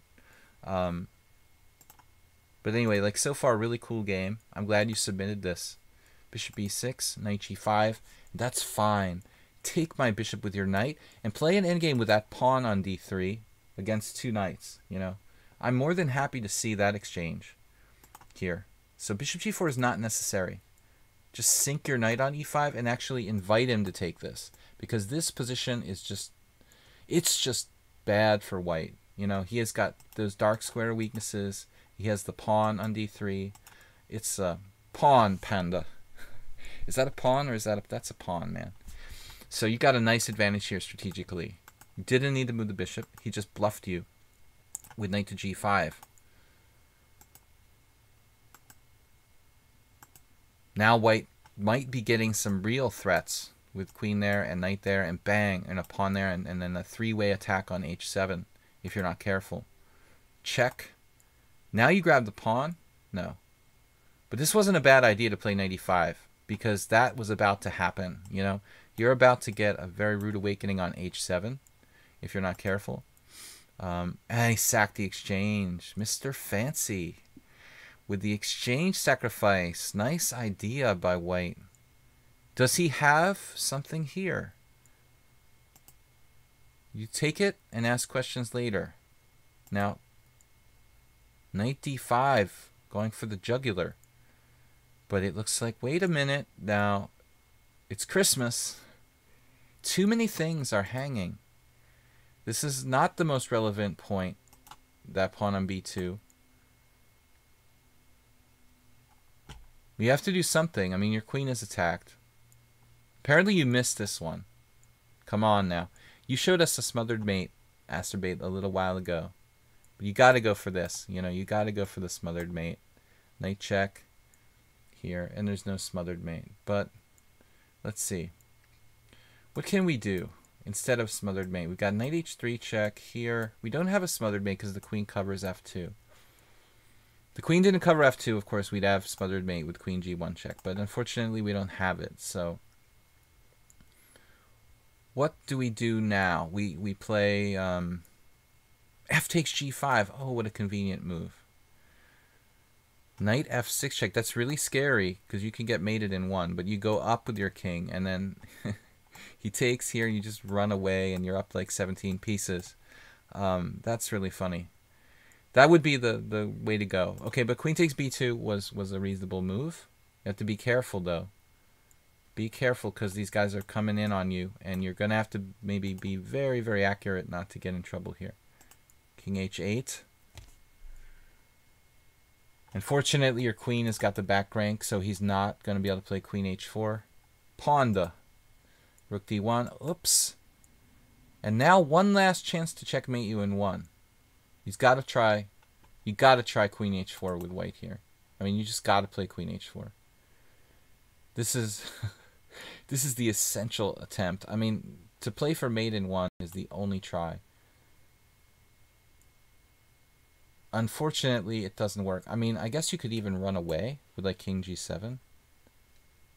With queen h4. The beautiful move is h5. This move is just priceless, you know. Defended by the bishop on d1, and there's like no win for white. But the other fun move is like going here, which looks crazy. But again, your bishop's killing all the fun. No knight h5 check. You know, he runs out of stuff. So, but unfortunately, he spoiled the party. He took what he did. He took back on d1, and that's just nothing. Now there's just nothing. Take the knight, a bishop, the pawn. I'm sorry, that's a pawn. Pawn on d3. He resigned. Good one though. Good one. Nice job, Acerbate. Excellent. So good job overall. It never really was that good for white. An interesting game. All right, guys, let's take a challenge. One last challenge from a subscriber, Testosterone. And then I'm gonna do the rest of the game analysis. Thank you for supporting the stream, guys. We got Saul with 1,000 bits donated this week. Acerbate 203, Merrill Dixon 203. Let's play a quick game here. I got a very bad stiff neck since yesterday. All right, so g3, g6, symmetrical. The symmetrical approach. Okay, Dr. Wood. I don't know why you wrote sorry to me, but I accept apologies. What are we going to do? We're going to play d4. That was interesting, yeah. I mean, it's instructive and really fundamental stuff with the e-pawn sacrifice, you know, e3, opening up the other guy's king, and the bad bishop. And black ended up winning the game, but there were a lot of fun variations there that didn't happen, you know, and that's how chess games usually are. Oftentimes, and at the higher level, I mean, half the cool variations never happen in the game. Delacorta subscribed. Thank you for the subscription. We've got the subscriber stream, and tomorrow, that's today, we're doing game analysis for the subscribers, but tomorrow we're going to have like a fast blitz stream. I think 5+3 blitz challenges here on lichess. So, is this a Peart's defense or a King's Indian? I don't know. Now it's a Peart's defense. It's a little weird that my knight's on f3. Peart's are modern. The knight would actually be more often placed on e2 so as not to obstruct my pawn on g2. We're just going to call bad bishops pawns from now on. It's a big pawn or tall pawn. See, that's the problem. It's now obstructed by two things, not only one. So please exchange on d4. This channel were an office supply store. I'd be the store manager. Soltiga would be the shift leader. I think you have too much knowledge about office supply stores, Bob. You're kind of scaring me. You know, Bob has to be like he must be employed by Staples or something. All right, knight c3, castles, and then h3, the prophylactic control of g4. So knight on e2 would be a bit more common here. Soltiga was a kitchen manager. I don't think I have great managerial skills. I'd be the what? I thought I was the owner. I'd be the store manager. Maybe I'd be a good manager. I'm very organized. Executive chef. All right. Not playing any more challenges, guys. I'm going to get back to the games that were submitted. but this is just to kind of break the monotony a little bit. A couple games. That's what I normally do on Thursdays, just for fun. Like, you know, just relax. Chess Panda's here with us. Chess Panda, say hi to everybody. What's up? Hey. No h4. What is this? h3. What kind of move is that? Alright, Panda's a big fan of like playing the h-pawn wildly with h4, but he just doesn't understand. That's just not always appropriate. Bishop b7. Yeah, and that's the thing where I'm starting to regret my knight being placed there, because I'm obstructing my pawn on g2 is his pawn on g7. These guys, it's a closed position, so we got to do what we can do what we can do. Good setup by Testosterone, probably optimal, doing like a double fianchetto here. I would say optimalish. In Magyar, the Magyar language, it would be optimalish. Bishop b7, bishop e3, not possible. We're going to have to bust out the queen d3 again, like we did the other day. I don't like exchanging on e5, and I don't really like playing d5. I don't like releasing the tension here with white. I guess I don't have to do anything, but I will have to do something in the future if this gets any stronger, if the pressure gets any stronger against my pawn. Pond. When I was teaching chess to little kids in the school, they commonly did that. You know, they're always calling the pond ponds. They think they're like ponds. P-O-N-D. Kind of funny. They know that word, and they're just like, it's a pond. They associate it with something they can identify with. Queen d3. Yeah, I think that's what we're going to do. Is that what we're going to do here? Is that a good idea?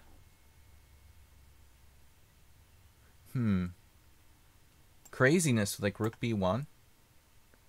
Borrowing an idea I saw today. Right, the game of chess and the pawns. Exactly.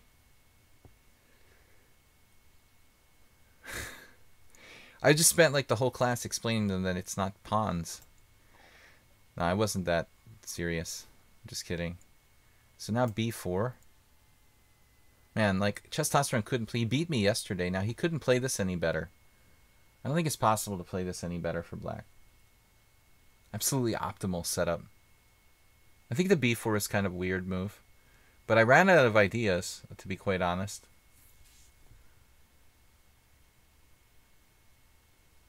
I'll tell you guys what I wanted to do. I wanted to play queen d3, but I walk into like pawn takes pawn, and then knight to c5, and then knight to c5 hitting this like 8 million times, and he's going to have literally everything attacking my e4 pawn here.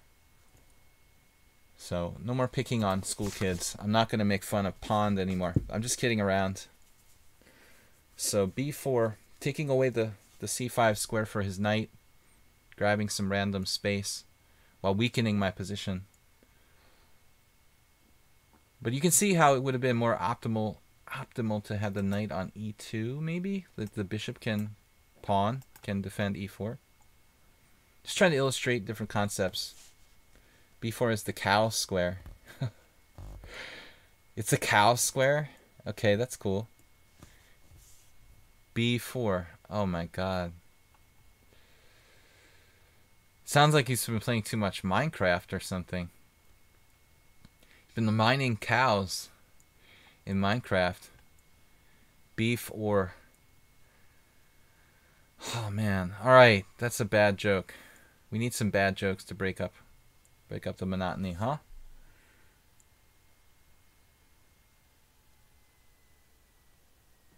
Alright, well, I don't know what to do. I'm going to take the space.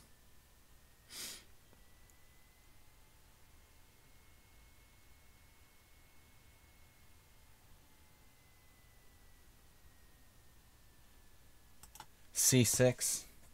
c6. c6.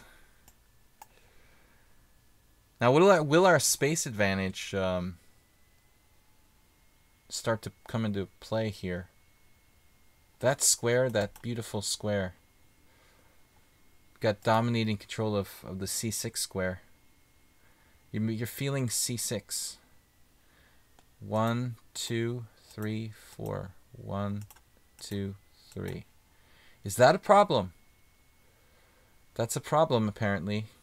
Alright, then I'm going to have to stick this guy in there. Or I could play f3, but f3 sort of softens up my king side a little bit. I'm not sure I'm too crazy about that. Let's go for it. Going for it with the weirdness. Now black, you know, has to decide how he wants to do this.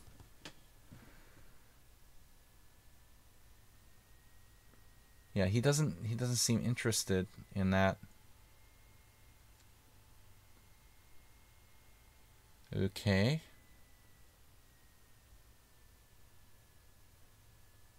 So, well, all right, we got to do something before we lose on time. Knight on f6 doesn't have too many places to go with the queen on d7, rook on e8. So I'm thinking that's one factor. We have diagonal tricks. And we're just trying to get control of the d5 square, if nothing else.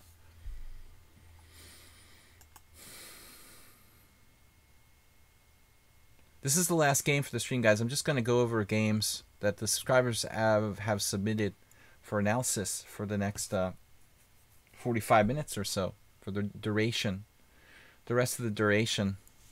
Thanks for watching and subscribing, guys, and thanks for the support. Also, you guys can check out the replays of my stream on YouTube. Please, by the way, if you do watch my stream, please like and subscribe to my YouTube channel. Increase the subscriber, likes or whatever on YouTube. Video chess training on YouTube. All one word, video chess training. So, I'd like to thank you guys for subscribing, by the way. Help me to keep doing this.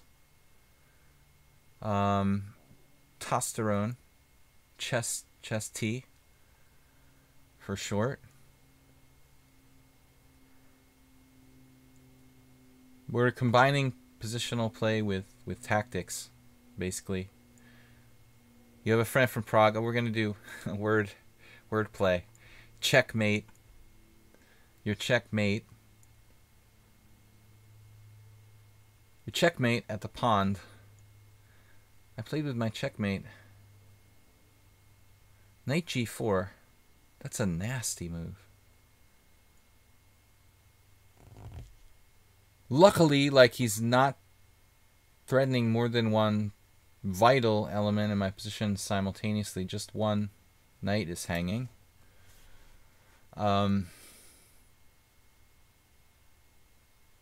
so we're going in.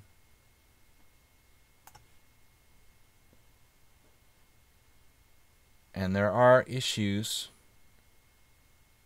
We have a lot of space. The final frontier. My pawn is hanging on a4. Not really my main priority here. Right. So check. Checkmate.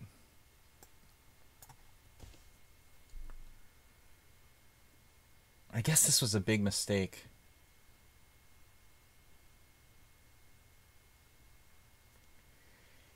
I have to recapture here. Sacrifice the pawn.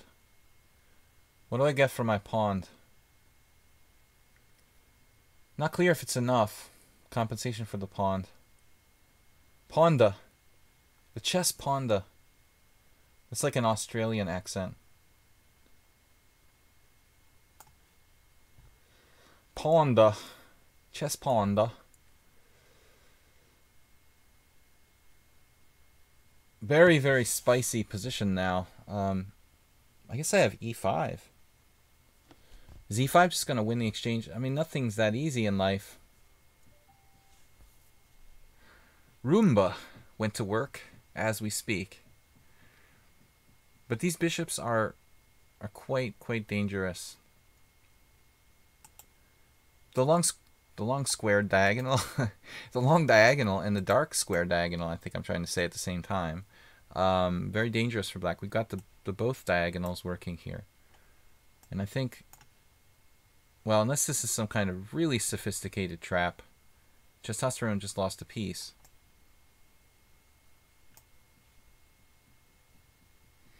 But we will be politically correct and say he sacrificed a piece. I did a more of a Swedish, okay. Yeah. Yesterday I lost, like, up a piece against Testosterone, but it was a much different situation where I was basically, you know, with my king on the queen side in an exposed position. So here my king is very safe.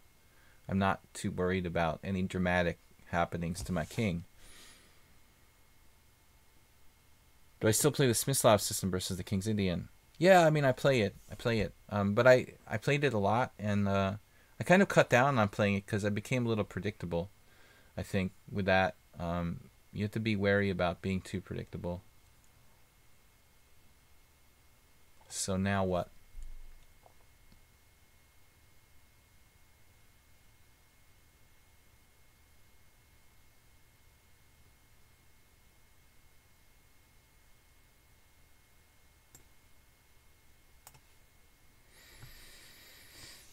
This is arguably a very strange move.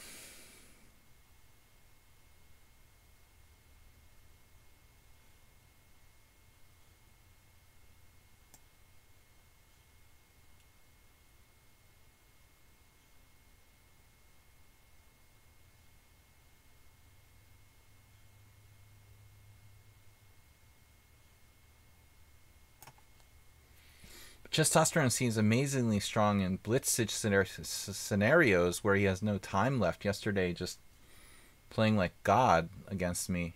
I hope that doesn't happen again. Absolutely destroyed me yesterday with no time on the clock.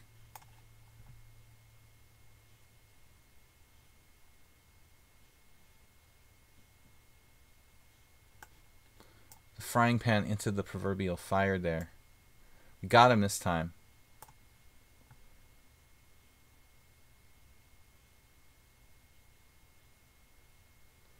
We got him. I think we got him. Got him, or we don't got him?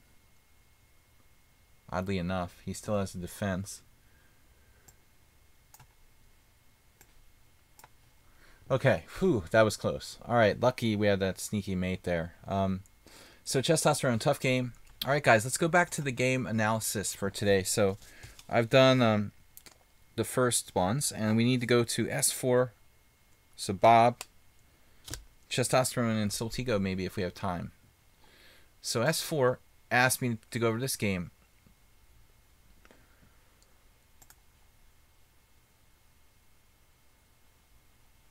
We've got, oh, S4, wait a minute. What did you ask me? Is this the game you wanted me to go over? Did you specify? S4, are you there? Because you can just let me know. Is it this game against Lance you wanted me to go over? Or did you specify a different game here in the stream? I mean, in your study here. Asterbate is saying yes, but I don't know if he's talking to me. No, he said the third game, okay?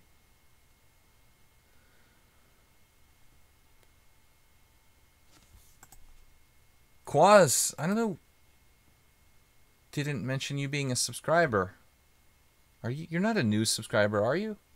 Okay, he said the third game. Is he still here?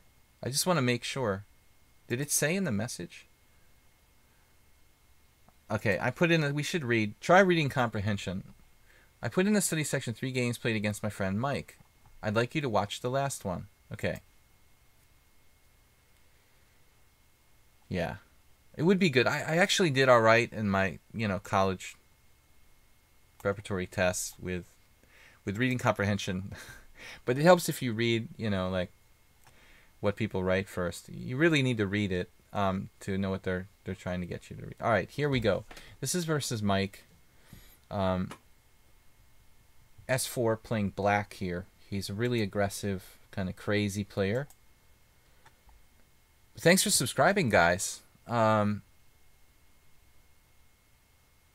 He just subscribed, Quaz. Wow, so that's our second subscriber today, right? I didn't catch it when it went down. I'm sorry for that. Thank you so much for subscribing. I wasn't sure if Quaz had subscribed before, before at some point earlier, like months ago or something, because I thought I remembered his name. His or her name. So anyway, it starts mildly. You don't really realize that Saul is this really aggressive King's Gambit-liking type of player when he opens with a Slav defense. That's not really tipping it off. I'm thinking, okay, black's a solid player. But then Queen B3. And now, the solid player is probably playing something like E6 here for black.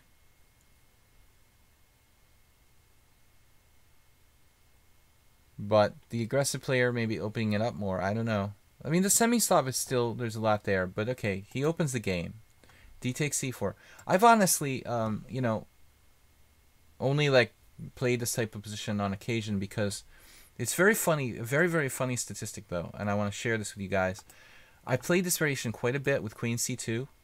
And I want to tell you, like, this position, which you can look there at the statistics, in like not only online games but like in one tournament game, almost everybody that I played G6 almost universally. Like, I think I only had like a couple of people take on C4. Somehow with the queen on B3 it feels more tempting to take on C4 because it's like you're attacking the queen. And I actually played this, and this is a really, really cool line with knight on BD2, and nobody knows this line. Once I had a guy who cheated against me here on the stream a couple years ago when I first started playing on lichess, and he played a game with this exact game with Nigel Davies against Kenken. Was like repeating Kenken's move. He plays like B5, B3, C takes B3, knight takes B3, and instantly played Queen D5, which is Kenken's move. But I mean, when black plays instantly this move, I'm like, okay, the chances of finding that instantaneously in a blitz game are like very small. Right, Panda? Very small. So, if you're going to like copy the opening explorer in games, I mean, don't do it with moves like Queen D5 because this is very hard to find. If you do that, I know I know that you're using the opening explorer to play moves. But anyways, interesting stuff, guys. And that's why I like Queen C2, because on Queen B3 you can ignore the pawn and play a gambit style game, which actually happened in a Dubov game. I think something like this. This is kind of cool. I mean, E4 is pretty well known. This idea of transposing to this type of gambit with E4, but it's my idea and a friend of mine's who helped me discover it, to play knight BD2 here. So anyway, don't accuse the panda. So D takes C4. Anyway, Saul's game, Queen B3, we take here, take, there's no option. Saul plays Bishop F5. But I'm not sure this is a great position for a really crazy tactical player. Basically Saul's playing a solid stuff here. E6. This is like watching Alexander Wojciech play himself or something. Bishop G2, knight on BD7, castles, super solid. Bishop E7, knight C3. And then in this kind of setup, we'd normally see Wojo or some expert Catalan player maybe play like E3, and the queen will actually retreat back to E2. That's one of the key components of the position. I think the queen is awkward. It can be attacked sometimes. So I was thinking E3. That would be my choice with white. But your guy did the other move, which is Rook E1. Rook E1 is looking like somebody's not planning on playing E3. This turns out to be the main move. If you see Rook E1, you can be safely assuming we're not going to be facing E3 on the next move. Here, apparently this is all book. Queen B3. This was against your friend, so hopefully he's not using the opening book. Though I don't know. Maybe you guys agreed that that's possible. Queen Queen b3 and then queen b6 all turns out to be like the main line. Got really bad lag, guys. Luckily, I'm not playing any rated games today. This is not looking good. We got the crazy lag wave. So, very solid setup for black. Again, wouldn't recommend it to a tactician, let's say. Bishop takes h4. This is all theory. By the way, was this like, this wasn't a correspondence game or something? No, this was 15 plus 2. Okay. Here. And we got really long theory. All these high rated games. Agrest against Hubner. Kirill Georgiev against Hamduchi. Vallejo playing against Kabalia. Ivanchuk against Bareyev. So this is like a really heavy-duty theory line. And white is slightly better because of the bishop pair. And then the center. I mean, white has the center, kind of like central pawn preponderance, and the bishop pair, the dark squared bishop. So, I mean, could you play differently at some point? I wonder, Saul. Is there something else you could do? Is knight... Let's see. Rook e1. Knight e4 is the main line, but that doesn't automatically mean it's the best move for black. Maybe black can look for improvements here. I don't know. What can you do? b5, the computers. With my lag, you can't really literally take the computer's evaluation seriously. Tushark, would I classify you as a 100% tactical player? 80% or anything else?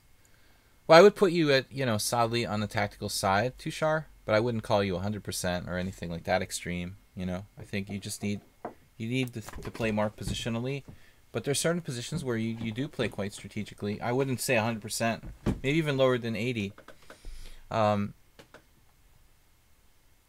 Computer's evaluation is always 100% perfect, except when it's not, because my computer is so slow that it's not getting as deep as it should. 94. What would you recommend against c4 English type position? It's really like up to you. I mean, if you want something solid in a symmetrical English, if you want to play aggressively, I think you should play, c4 e5. But let's see. Anyway, Saul kind of drifted. Following the main book line here. But it feels like black ended up with a slightly worse position. You've got to seriously consider taking the queen on b3. I mean, if you think about it, I mean, this is a pretty major possibility.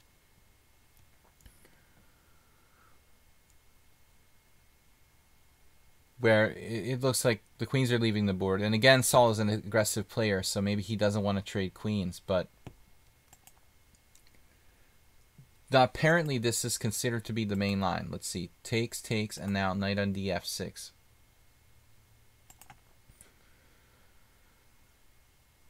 If you go by statistics, you got two lines that look equally, fairly equally promising. But I mean, if you really go by statistics, the black move knight takes c3 doesn't have a very big sample size. So I don't know that you can really count on the statistics here too much. But the knight on df6 has been played a lot, and that move is the main line, and black's score is almost 50%, and Stockfish backs it up.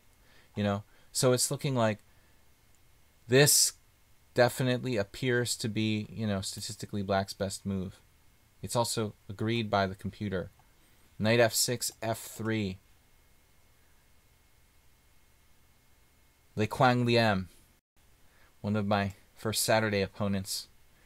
He snaked his way out of a lost position to get a draw against me, but then he beat me like twice. I think it was with one draw and a loss or two. This is a crazy position, though. Check this out. This looks like the best line. I think, Saul, you should play this next time. You played knight takes c3. This strengthens his center a little bit. And so it seems like white... It seems like queen takes d4 check is weird. Yeah, it didn't look real safe. But it's not important. I mean, it looks like black was very much okay structurally in that last line, and that should be the main line. So this line is also okay, but you have to decide. I would think about one or the other. So we're still in book here. These guys are just reeling off the theory. Hubner with black, that's pretty reliable. He's a great player. Massive theoretician. Analyst. Bishop e6 now. So it looks like this is where you went out of book. Robert Hubner, doctor. Bishop e6. White is slightly better after d5. Milas Kanup did not do that. He played something else. So here, bishop e6 looks like the best. He played bishop g4. Experimental. Now rook b1. And this is a very awkward move by black. Weird move here. Rook fb8. That is just awkward. Super awkward to go there. It would be, I mean, obviously black is, you're thinking about this, right, opening up. But honestly, you know, you go here, and if he's going to take your queen, you can take with the pawn, and even go back to a8. I mean, you could take your time. Let me say rook b8. White to play, no? Right, my lag is kicking in. So a takes b. You could even go back, you know, and that pawn would become a kind of long-term weakness. I think it's reasonable. But apologies for the lag here. We've got rook at b8, definitely a strange move. That's definitely, I agree with Mule Skinner, the mysterious rook move. It's obvious, you know, but it's kind of hope chess at the same time. White's not going to cooperate when he sees you playing this move. You know, he's not going to take on b6 now. So he's just going to find a way to improve his position. Now your rooks are just stuck there. You know, that's weird. The computer did mention bishop a3 was an interesting try. Queen a5, and then f4, very aggressive. And f4 introduces a new idea, and then that is your bishop getting trapped. Very serious issue here. Mr. Bishop can get trapped with f4 and f5. So I think we have to do something about that. It may involve playing f6, which could be kind of scary. f6 definitely scary. E takes d4. That's what you did. And then I'm missing some, yeah, there's a pin here. Wow. So that's hard to resist. Okay. Very crazy. Bishop d2, and he sacrifices a pawn. Wow. So is f4 like a mistake? So f4 was just like too aggressive. He should have just kept building the position. Bishop e3 with a solid game. So it looks like he missed the boat, and f4 kind of underestimating this pin here, allowing Saul to just take. And now it's like a question of whether, you know, whether white really has compensation for the sacrificed pawn, which I don't really feel like, you know, in a game of this time, you know, time control, like white was planning on too aggressive, an oxymoron. You always need to be aggressive, but there's got to be a, you know, a kind of rational level of aggression. Bishop d2, and now queen c5. But this is where Saul is strong. I mean, he's particularly strong in tactics. I think queen c4, interesting move. He's afraid maybe the bishop pair will open up. If we take here, is there some problem?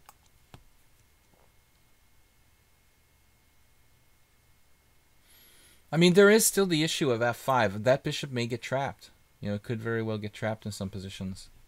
Not so easy to trap it, but it could happen. It could go out to h5.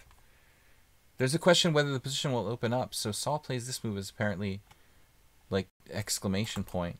I mean, that's weird because it looks like white has rook b4. You know, you've got to calculate this carefully. After queen c4, if white plays rook b4, you've got d3, and that's like a miracle, you know. So this was very, very much like calculated. Your queen has some retreat squares to emergency evacuate. Over there, maybe. Over there, over there.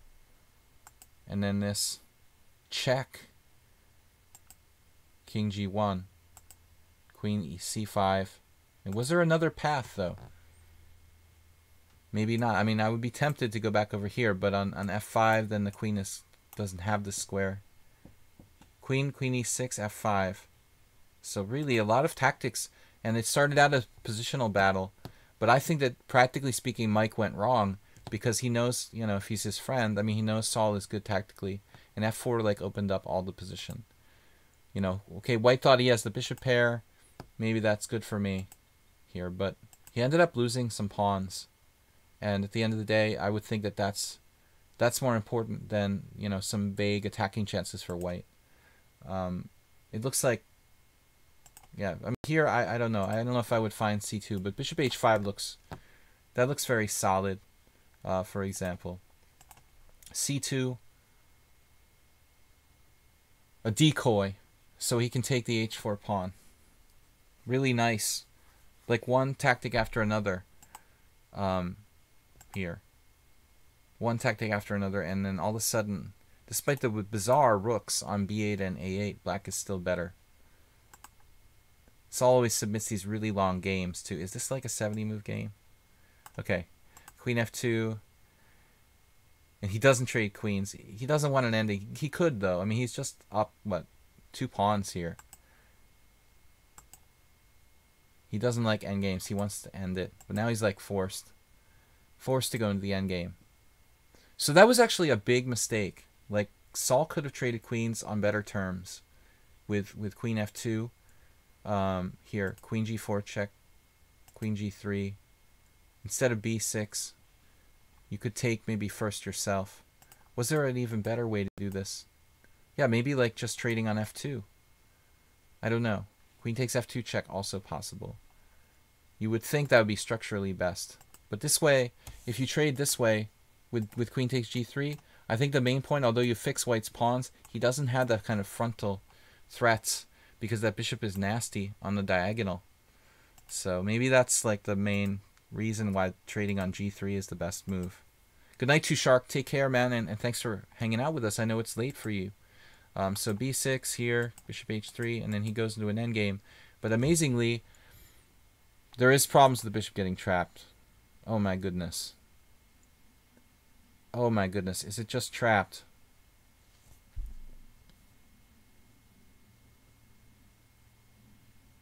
It's just, oh no. This has been in the cards for a while. Should I say on the cards? Man. Yeah, it's trapped. Phew. And there's the rook on the 7th rank too. I don't know which is the best here. Man. Bishop f1.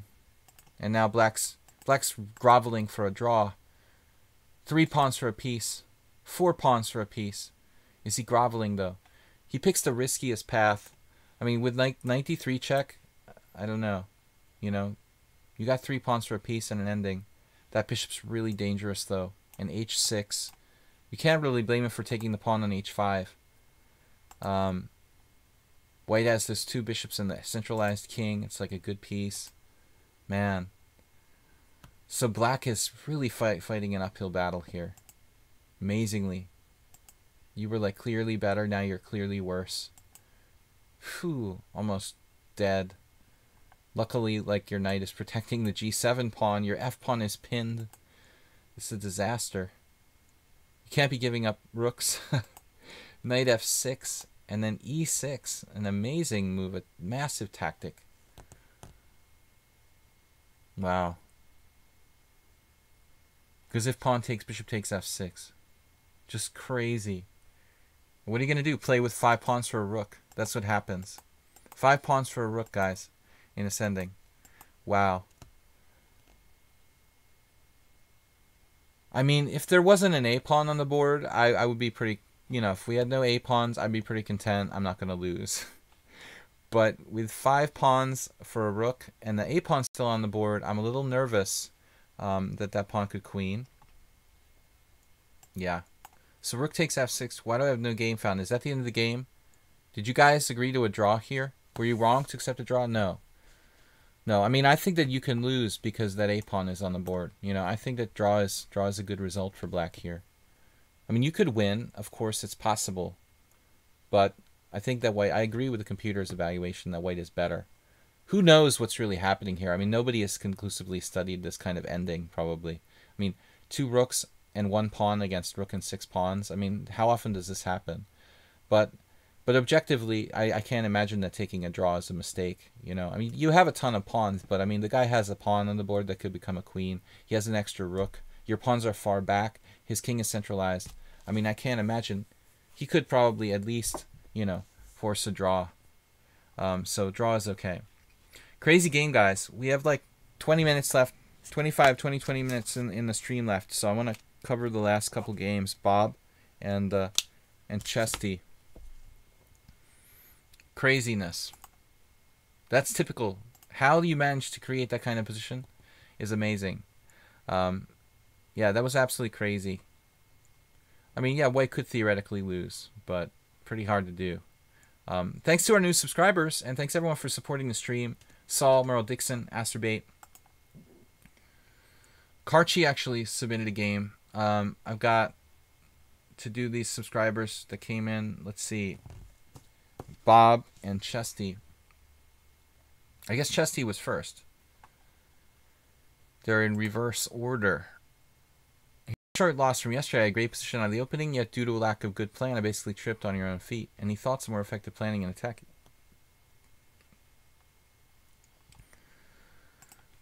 Check it out. This is Turkey Farmer, and he's playing white. E4. That was a crazy game, man. But all like a heavy theory game in the Slav.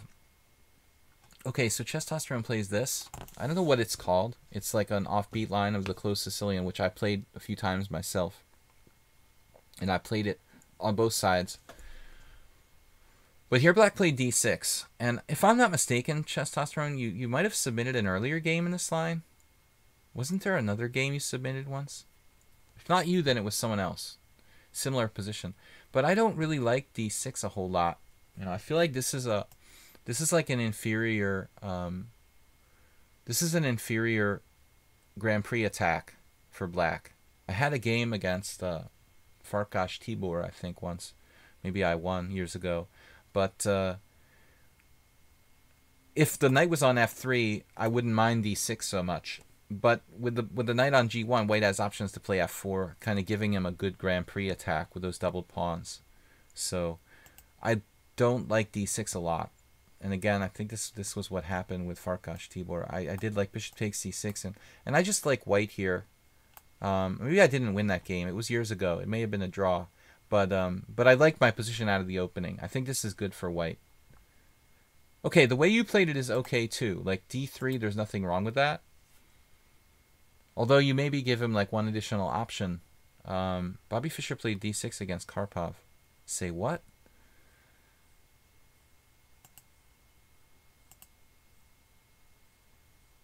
Say what? You mean Bobby Fischer played Karpov, man? If you got that game score, I'd like to buy it from you. We could sell it. We could sell it for $1 million, man. Just send me a message privately, and Panda will hook you up. But d6, bishop takes c6, b takes c6, d3, e5. You know, so he has this ability here to play e5, and it's like almost looks justifiable for Black. Now f4. You know, so the question is, should you beat him to the punch and play f4 first? If you play f4 first, you know, is he going to allow this? Like, is he going to do this? Your knight protects the e4, so there's no King's Gambit stuff with like Queen h4 check. I don't think this is really good for Black, is it? F takes e5, d takes e5. If you like this, maybe it's not so bad for Black, you know? You gotta really like doubled isolated pawns to play this position for Black. Pawns.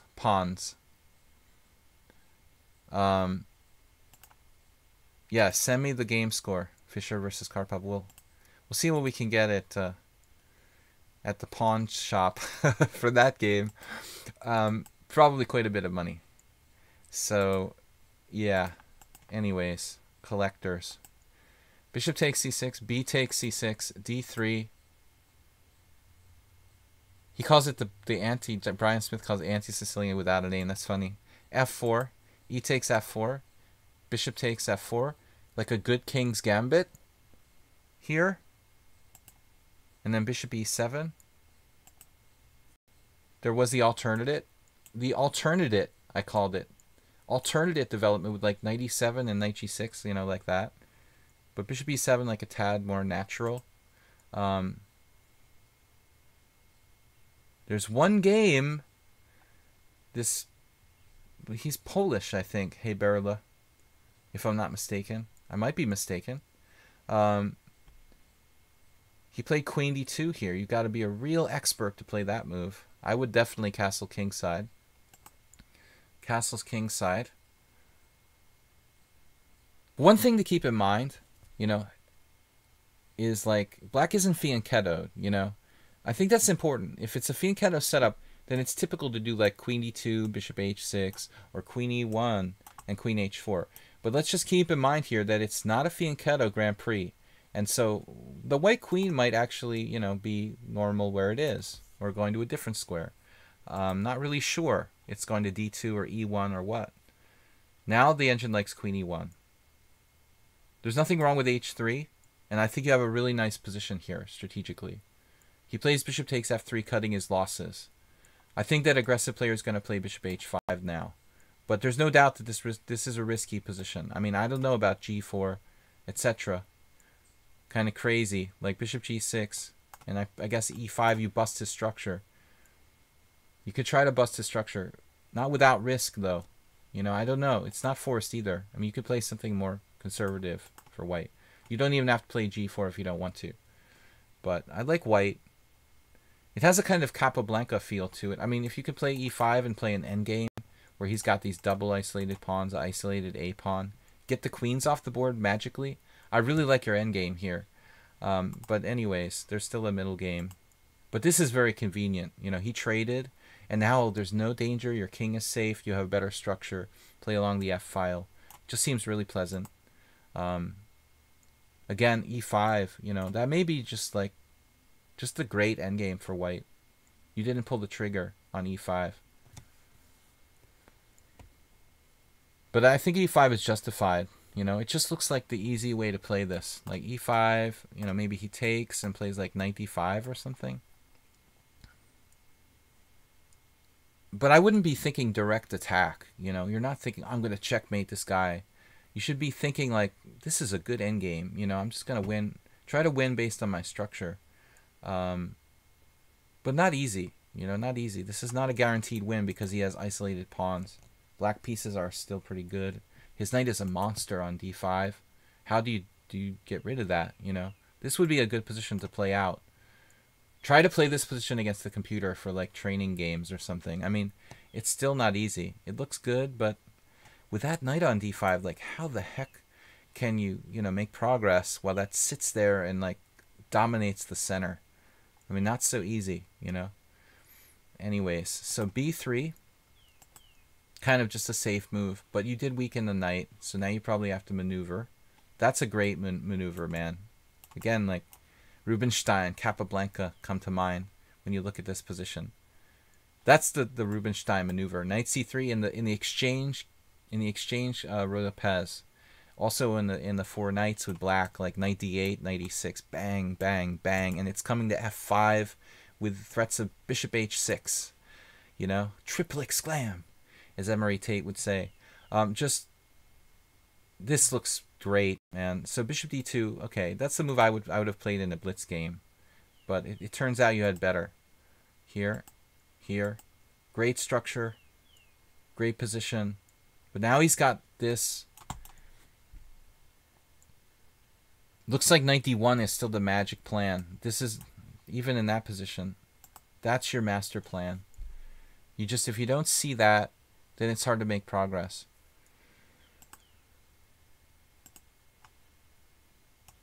Here, here, and here. And if he has to play g6 to stop your knight from going to f5, you're in business, because he creates weaknesses around his king. So let's see what happened. Wappen. As my friend Jorge Samor Haspun said so many times, what happened in all one word? Did you averted the threat of bishop h4 there? Knight e5, bishop e1. That's a weird move, isn't it? You were so concerned about bishop h4, you went out of your way to stop it. Best move according to the engine. Oh my god. Or knight d1, bishop e1, and then now we're gonna play it. Knight d1. He still didn't find this plan, and that's once you know about this idea, you know you'll look for it more often. Yeah, you're kind of, this is where you started to just kind of not have a plan, you know.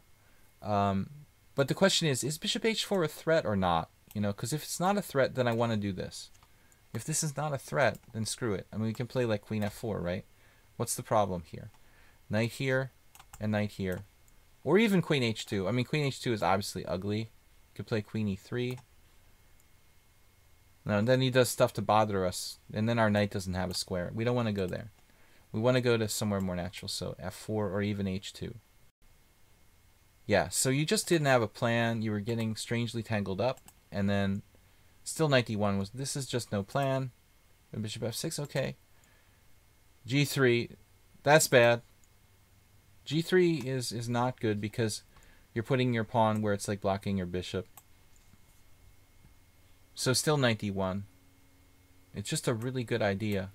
The knight has no future where it is. It's a classic c6 pawn, knight on c3 in a like e4, e5 position. It has to maneuver. If it's not e2, then it's got to be d1. g3 was weird. Bishop check, king here, and then e5. All right, but still, you know, still it's a position. Then he played g6, queen f6, and what's up? Discoveries. Oh no. Just a discovery winning material. That's nasty because he has this intermezzo here on e1. Yeah, so just missing that plan, man. That was the key idea. Okay, guys, we've got time for one more game analysis, I think. Testosterone was the next one. Let's see. Sure loss from yesterday. I had a great position out of the opening, yet lacked due to... That's this. I'm sorry. I'm crazy. I'm losing my mind. I'm supposed to do Bob. All right, let's go back to Bob's game. Yeah. All right, Bob. I've seen GMs do this maneuver. Well, it's like... I'll show you guys an example here in Bob's game. The most classic example. This is not Bob's game, obviously, but if you want an example of that maneuver, like the exchange Queen's Gambit, Knight f3,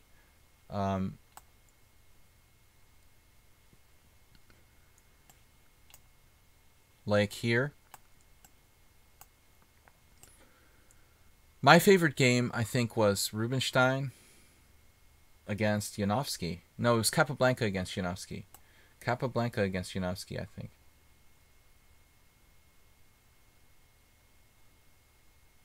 It had to be Capablanca. It was this line, which is very rare, you know. And Janowski played like something like bishop g4, h3, you know. I don't remember if he exchanged or what it was, but you know, here's another situation where it's pretty much the same thing.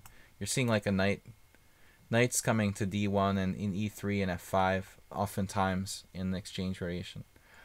Okay, but back to Bob's game. e4, g6, d4. Bob's playing here white against a 1600. What is the time control? Did Bob say anything in this message? We got it. No, he didn't leave a message. Okay, so this is an anonymous game analysis without a written message. We're just going to look at the game.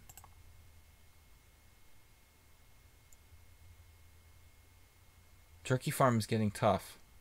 So knight f3, you know, I mean, the most aggressive way to play Bob against the modern is like d4, knight c3. That's the only thing that really puts the fear of the everlasting, eternal controller of the universe into people. I mean, this is the move that allows white to play sharp systems with f3 or f4 and castling long. Not to say that it's a better move, but those are the sharpest lines. I myself also play knight f3 oftentimes. You're also giving him a chance to bail out and play the Sicilian with knight f3. Now it's d4. And let's see. So c3. Okay. c3 is a really rock solid system for white. This is super, super solid. But I, don't rank it up there as like an aggressive system. It's just safe. And you can maybe, if you're a really good positional player, slowly outplay people. But you're never going to like blow black away with this type of setup. Not that not that Bob's expecting to, but just so you know. So here, and then Bob overextended a little bit with e5, which looks like a weird Alekhine's defense. So the way to go here is usually bishop d3. Now, I had a game once where someone played maybe knight bd2. It's not so bad. It's not so stupid for white. You can play knight bd2. But this is Bob, and Bob likes the Tory attack, So Bob, this could be a Tory attack. You could very well play the Tory attack with bishop g5, like a transposition to Tory attack setup. After this, like bishop g5, this is probably like a mainline Tory attack setup. Castles, rook e1, knight d2, e5, d takes e5, d takes e5. So, yeah, I was actually analyzing this position today, oddly enough, with one of my students. And I think we were looking at exactly this exact position. h6, bishop h4, e5. And, typical sort of situation where d takes e5. The safe move is knight takes e5, but the like riskier move would be like keeping the pieces on the board with d takes e5. Anyway, that's our Tory attack for the day, Bob. But you played e5, which that's the whole idea of hypermodernism, to try to, Nimzovich, to try to get the other guy to overreach himself. And actually, you're effectively exchanging your own center off with this move, with e5. I think that white is probably still about equal here, but we don't want to do this. I mean, we definitely don't want to see this, because here we lose our right to castle. D takes e5, queen takes d1, check. This is just bad for white. Okay, so we're going to have to take with a knight, which is what happened in the game. And then a really alert player here with black is probably going to try to, really play super accurate. So maybe c5. What he wants to do is, again, play a position where you could destroy your castling option, but basically attack your center. So first we eliminated the e pawn, and now we're gonna like eliminate your d pawn, and then you're not gonna have. You wanted to entomb his dark square bishop. I mean, I think that in certain situations it might almost be realistic if you had like f4 and e5 and maybe it was well supported. That concept might be valid, but it's just too early. And the type of setup with c3 is just too, it's just too modest, to be able to expect to play an early e5.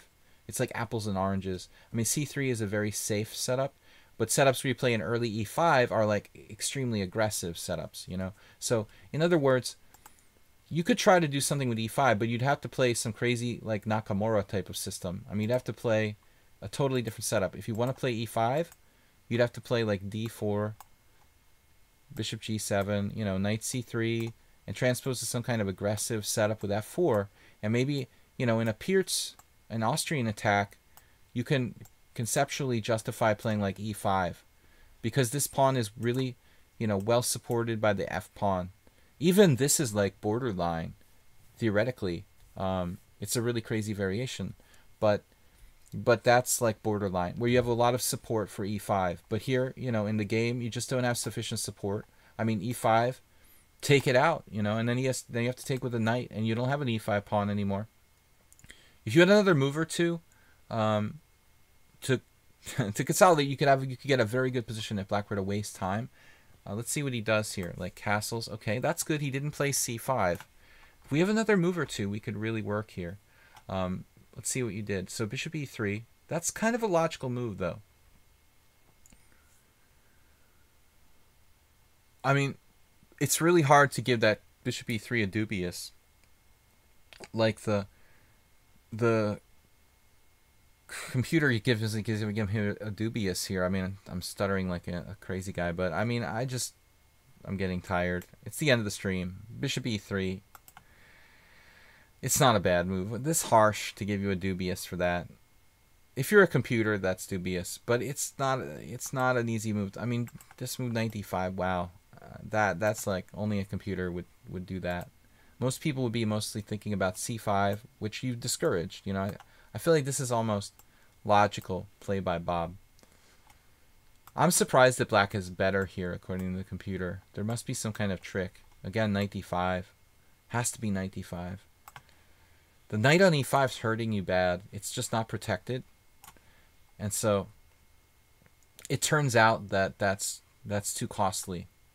So you actually play bishop e3, and it looks like it stops c5, but it's just a bluff. You know? Let's see what happens. So he played knight on bd7. So it kind of worked. You know, you talked him out of playing c5. It actually doesn't work, but he didn't know that, so we won't tell him. But what can you do? Now he's played very logically. I mean, he's challenging your strong knight, and you don't want to trade it off. It almost looks like you have to play f4 here. So you played consistently. You know, the computer again hammers you with a dubious. I mean, the best move is hard to say. Like probably taking. You know, I don't know. You have like no advantage in this position. It's hard to believe that white is worse, but it's possible. So f4, I think you're being consistent. You know, don't take the computer's harassment here. I mean, f4, mathematically it might be a mistake, but you're playing consistently, you know, with your last move. So let's see. Wow. I did not expect that. I mean, I thought again 95, but he's not looking for that. This almost looks like it helps white, you know. Takes. But he's on your bishop with knight g4. I was expecting him to play this now. Knight g4. Surprisingly, that's considered inaccurate by the engine. I still think that black has a good game. He's coming with c5. And you have no development. I mean, look at the black pieces. They're all developed. Even though you have the strong pawns. This is a typical hyper-modern game. There's an insane move here by the computer, by the way. Check this out. Bishop f4, g5. That's like OMG. How does that even work? How does that even work? That is a sick idea, you know. g5, bishop takes, and you love the computer, you know. It's like f6. I found a way to open it up. That is such a sick move. Bishop takes g5. I'm sorry, guys, I'm lagging. Absolutely amazing idea. You know, sacrifice a pawn and then open it up with a second pawn break. And I mean, this is one move, and the other move, it's like it's even possibly of tactics like sacrificing a piece or something. So Bob lagged in development, and now he's paying the price. Queen e2, developing a piece consistently. Knight takes e3. You know, guys, very important. Last game I'm analyzing today. I'm sorry if I didn't get to any other games, but I'm at the end of my rope. This is a really important idea. The basic concept is, you know, the threat is stronger than the execution. Keep the tension. If you can keep the tension, and keep building up the pressure. And like black kind of released the pressure when he takes on e3 here. This ponda. That's a ponda. Do not take pondas. Keep the tension. Alright? Play h4. So he takes the ponda too early when he could build up more pressure with the c5 or the f6 kind of like just putting you in this pressure tank. Looks like this just blinks a little too early. Slightly inaccurate move. b6. Now, come on. The right idea, but too slow. I mean, he's got to bust you immediately with c5 or f6. These moves are like screaming to be played. Open it up. And the king's in the center. b6, good move. You're creeping up in development. Man, c5 again was like maybe still maybe even stronger. Bishop e7. Okay, I like the bishops on the long diagonal, but white has to execute. I mean, black has to execute c5. He must execute c5 here. Wow. Castles queenside. That's crazy, but you might make Panda happy if you play h4 in the oncoming onslaught. Most people would have been like, okay, knight f3, bishop e2, and try to castle and survive somehow. But Bob just sticks his head in the oven with like castles queenside, and he's just like, all right, I'm all in. Maybe not, maybe even the best move. I mean, it's possible. It's good you're open-minded. I mean, it looks like your king is pretty exposed here if c5's coming. But, I mean, your king was never going to be entirely safe anywhere. Whew, this is a slow move. It's just like, I would instantly play c5 without even thinking about it. There's like subtle rook c8 setting up c5, but that's telegraphing your intention. So Cliff's Esport would have castled long too. I don't think it's a bad move. I don't think it's a bad move. He's in a kind of crazy, desperate situation, so maybe castling queenside wasn't a bad idea. And now the Panda is like screaming h4. He's screaming h4. It's his magic chance to play h4 today. The h4 Panda. Gotta go for it. He played rook g1. Too passive. You got your golden opportunity here. I mean, of course he could play like h5 and stop you. I mean, maybe that's even his best move, but he would weaken his structure to some degree. I mean, you could play like knight f3 and then look for this square. So I think h4. Bob with rook g1. That is a slow move. Too cautious. Black still doesn't understand to play c5. Then g4. Now Bob is clamping down, it looks like. He's trying to clamp down with like knight e4, knight f6, g5. But you're never going to get all those moves. a4, a3. Okay, I'll take a3. Here. Yes. Yes. Taking away one of his bishop pair. One of the components of his bishop pair. That's no longer going to be a danger to us. That's good. He finally found c5 after like 100 moves of not playing c5. And now it's like, okay, your knight's not bad. Your king might be okay on b1. You're hanging in there. Takes. Queen takes. Maybe a good move. You know, maybe a good move. I mean, pawn takes looks like it opens up your king. So I think queen takes not a bad practical decision. As long as you know you can play like knight f6 or knight d6. His bishop, Bob talked earlier about burying his bishop, and he's doing what he said. He's basically trying to bury the guy's bishop. Unfortunately, this doesn't work. And that might be, you know, the main problem with queen takes. This problem, we can't play that. We could play this. And this is like maybe burying that bishop. Bishop takes f6, and you know, you just have to calculate that you have that resource taking back with the pawn. So, unfortunately, Bob missed queen g5 check, and then the e-pawn falls, and he's probably lost here. So that was a sad end to an adventurous game where you were just about to save it with knight f6 check, probably. So you just about pulled yourself out of the pools of disaster there, and then played and missed the tactic with queen g5 check.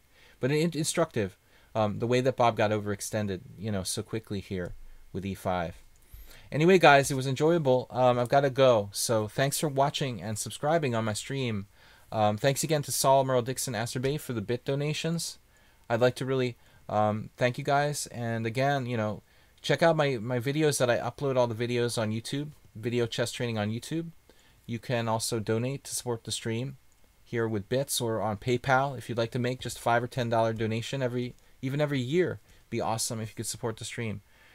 Thank you guys. Yeah, 5th rank is overextension, definitely. I mean, e5, that's the point where you lost the game. Ironically, like that's the end of the game was also, you know, where you first made your mistake by extending with e5. Kind of, you know, fitting, isn't it? So I'd like to thank you guys. Thanks Soltigo for moderating. We'll be back tomorrow with a Fast Blitz 5+3 stream. I hope it was instructive. It was a lot of fun doing the stream. So we will see you guys. Tell your friends about the stream and enemies as well. Anyway, it was a lot of fun. I will see you guys tomorrow 4 p.m. Fast Blitz. Open challenges for everyone, so not just the subscribers. I'm just going to accept all challenges. No discrimination whatsoever. You're welcome, Govind, Kurt, and everyone. We will see you tomorrow at 4 p.m. Thanks, and bye-bye. Bye-bye. H4. All right. Later. I'm sorry we didn't get to your game, Panda. Maybe next time.